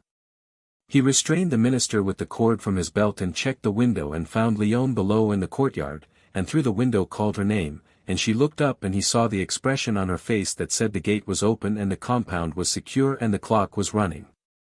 19 minutes into the window. He let himself breathe. He was coming down the main staircase when she walked through the compound's front entrance. Not running. Walking. The way she always moved, like the world was waiting rather than pressing. Esdeath. She stopped in the compound's entry hall and looked at him on the staircase. He stopped on the stairs and looked at her. The morning light came through the entry hall's high windows and landed on the floor between them. She was not in combat posture. That was the first thing. Her hands were open, at her sides. She was in uniform but her ice, the constant ambient cold that preceded her, the drop in temperature that announced her the way sound announced ordinary people, was absent. The air between them was the same temperature as the rest of the morning. He came down the last steps. You're here, he said. I've been here since last night, she said. I knew you were coming. He was quiet for a moment. The minister, I know, she said. I'm not here for the minister. He held her gaze. Those glacier eyes were doing the thing he'd first seen in the cell, actually working, actually running something against evidence, actually uncertain of an output. Why are you here? She was quiet for a moment. A long, real quiet, not the managed pauses of someone constructing an answer but the genuine silence of someone arriving at something true. I've been thinking about what you said, she said. For 4 weeks. What strength is 4? She paused. I haven't resolved it. I want to be clear about that. I haven't become something different because of 3 days of conversation. I know, he said. But I resolved one thing, she said. The minister is not what the empire should be. He isn't even what the empire told itself it was. He's just someone who learned to use the structures of power as a personal resource. She said it precisely, with the expression of someone who'd done a careful accounting. That's not strength. That's parasitism. Yes, Izuku said. And I don't, she stopped. Tried again. I have spent 30 years building something I believed in. The empire, the military structure, the principle of strength determining order. And most of it, she paused, most of it was real. I genuinely believed it was a better structure than chaos. I still believe order has value. She met his eyes directly. But order built on honest is not order. It's maintenance of corruption at scale, and I have been its most effective tool for a very long time. He looked at her. Is that why you opened the cell door? Partly, she said. Partly because I wanted to see if you'd come back. I came back, he said. Yes, she said, and something in her expression was warmer than glacier, briefly, before she reassembled it into something more controlled. The Western column arrives today. Today, he said. And after? A council, he said. Nagenda's structure. New government. It'll take time and it'll make mistakes and none of it will be clean. What do you need from me, she said. He looked at her for a long moment. I need you to not fight us today, he said. I need the Imperial Guard to stand down rather than engage the column. You can make that happen. They'll listen to you. And in exchange? In exchange, he said, I'll advocate for your involvement in the transition. Not as a military commander. As someone who understands the existing structure from the inside, which is something the Revolutionary Army doesn't have. He held her gaze. And I'll keep having conversations with you. About what strength is for. For as long as it takes. Esdeath looked at him. The morning light was full now, filling the entry hall, and in it her face was complicated and real and doing many things simultaneously. You're offering me a future, she said. I'm offering you a choice, he said. You've always been making choices. This one matters more than most. She was quiet for a long moment. Then she turned and walked toward the compound's main gate, and her voice came back over her shoulder. Send someone to the guard's eastern barracks with my personal seal. Tell them General Esdeath has ordered immediate stand-down pending transition of command. Esdeath, he said. She stopped. Thank you, he said. She was still for a moment. Then she said, without turning, you said everyone deserves the chance to make different choices. A pause. You were right. She walked out into the morning. The Revolutionary Army entered the capital's eastern gate at noon. Izuku stood with Nagenda and Lubbock on the gate's platform and watched 30,000 soldiers move through in a column that had the disciplined order of a force that had prepared carefully and the visible relief of one that had prepared for a fight it wasn't currently being asked to have. Daidara rode at the column's head, and when he reached the gate he looked up at the platform and found Izuku and held the look for a moment with the expression of a man recalibrating what he'd thought was possible. Izuku nodded. Daidara nodded back. Below the platform, in the gate approach, the capital's citizens were doing something that cities did sometimes when the thing they'd stopped hoping for arrived without warning, standing very still and very quiet in the first moments, the way you stood when something that had been pressing on you for a long time suddenly wasn't pressing anymore and your body needed a moment to believe the weight was actually gone. Then sound. Building from the crowd's edges inward, not cheering, exactly, not the performed civic enthusiasm of official occasions. Something rawer, more specific. The sound of people who hadn't known they'd been holding their breath. Leone appeared at Izuku's left shoulder and put her arm around him with the complete absence of ceremony that was her native mode and said, into the side of his head, there it is. Yeah, he said. You did that, she said. We did that, he said. Izuku, she said. Leon. Accept the thing gracefully, she said. Just this once. He looked at the column below, at the citizens, at the long snake of soldiers carrying a new possibility through an old gate. He thought about All Might on a beach at dawn, handing him something he hadn't been told he couldn't have yet. He thought about a ravine and a black-haired woman with a sword and the choice she'd made. Okay, he said. We did that. Leon's arm tightened briefly around his shoulders. Then she released him and said, "Mine's looking for you," and moved away along the platform. Mine found him on her own before he could find her, which was entirely characteristic.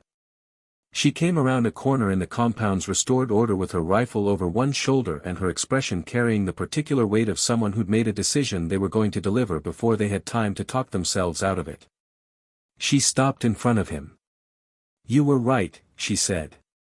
"About the plan. About building something instead of just cutting things." "Mine, I'm not finished," she said. Same phrase Akame had used. He suspected he was going to hear this a lot for the rest of his life. "You were right and I was, not wrong exactly, but I was thinking smaller, and I've been thinking smaller for 3 years because thinking small is how you stay ready for disappointment." She looked at him with the fierce directness that was her best quality. "I'm done thinking small." He looked at her. "Bullet would be, don't," she said. Her voice was very steady. "Not yet." "I'm not yet." "Okay," he said. She looked at him for a moment. Then she did something she would have described as completely out of character, which was to reach forward and hit his shoulder once with the flat of her fist, not hard, not soft, just present, and say, "Good job." Then she walked away with the rifle on her shoulder and he watched her go and thought that some forms of trust arrived looking like everything except trust. In the compound's quieter eastern room, Chill had found a lamp and a chair and was writing something in the rapid precise hand of someone transcribing before the details faded. She looked up when Izuku came in and smiled with the unguarded warmth that was her default setting when she wasn't accidentally breaking things. "I'm writing it down," she said. "All of it. From the beginning." "Why?" he said. "Because," she said, "in 20 years someone is going to need to know how it happened. Not the official version. The actual version." She turned back to her writing. "Someone needs to say that it started in a ravine with a boy who came from somewhere else and refused to let someone die alone." He sat in the room's other chair for a moment. "She'll. Include the parts where I got it wrong," he said. "The parts where I miscalculated or didn't account for something. The cost of it." She looked at him over her notes. "Of course," she said, with the gentle precision of someone who understood exactly what kind of history mattered. "That's the whole point." He found Akame at the compound's north wall.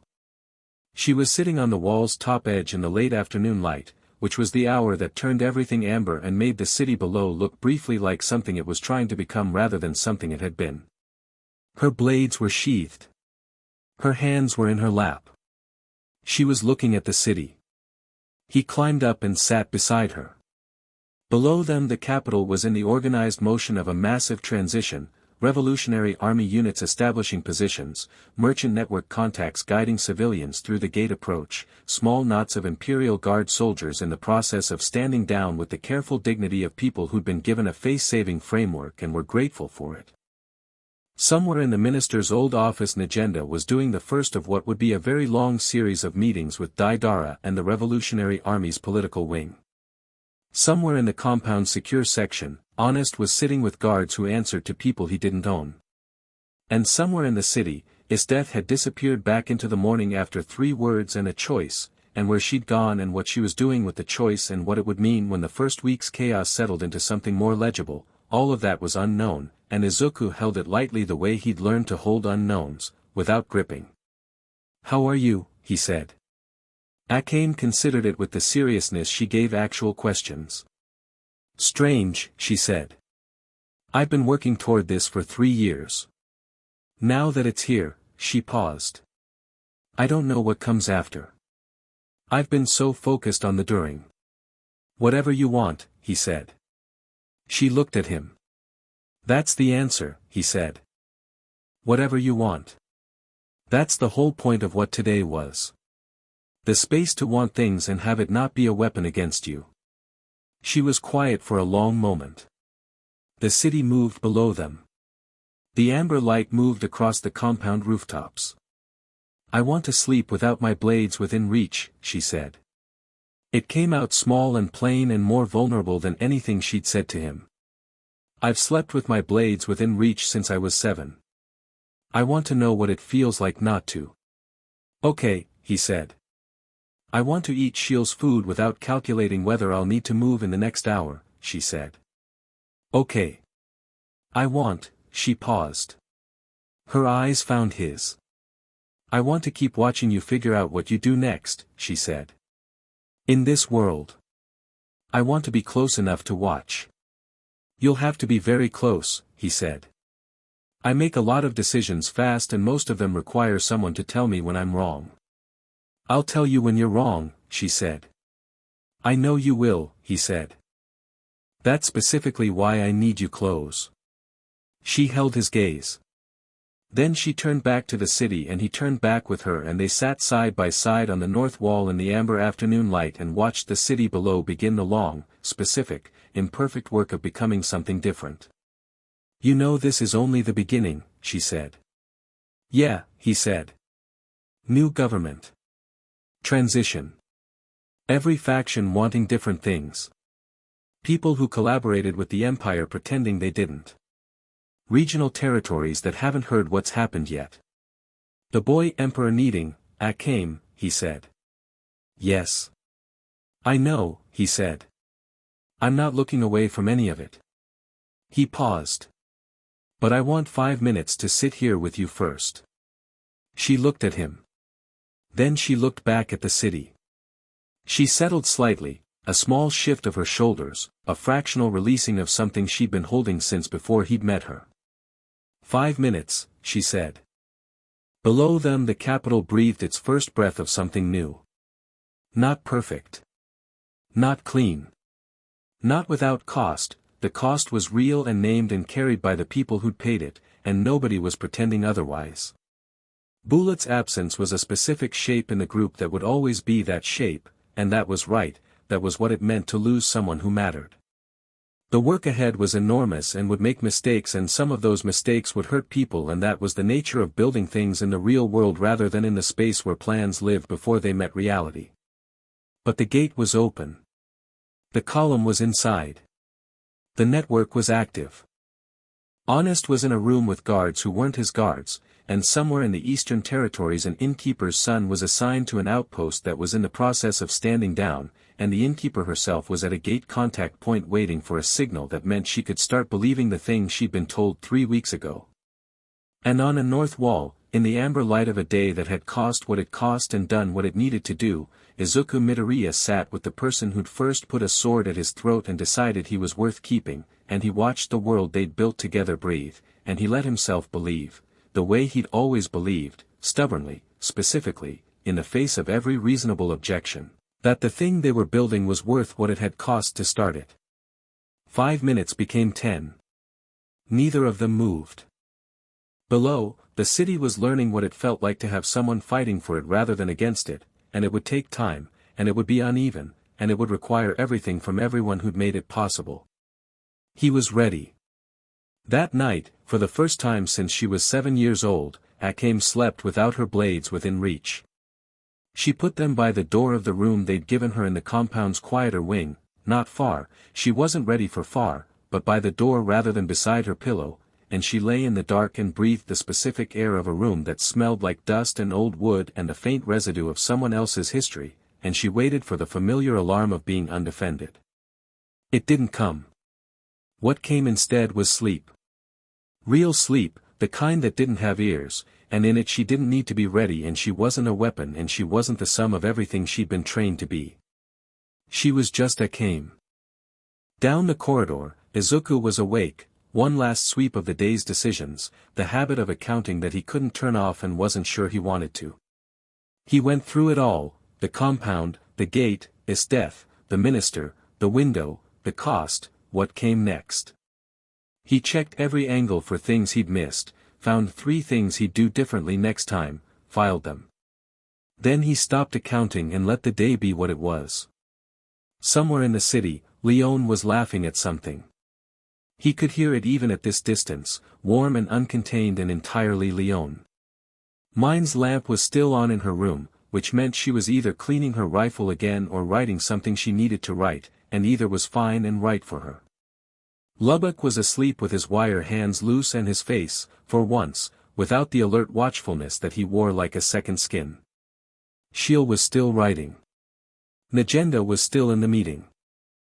And outside the compound, the city was the city, noisy and alive and full of people who didn't yet know what they were the first morning of, who would wake tomorrow into a world that looked mostly the same from the inside but was oriented differently in ways that would slowly, imperfectly, become visible. That was the job. He closed his eyes.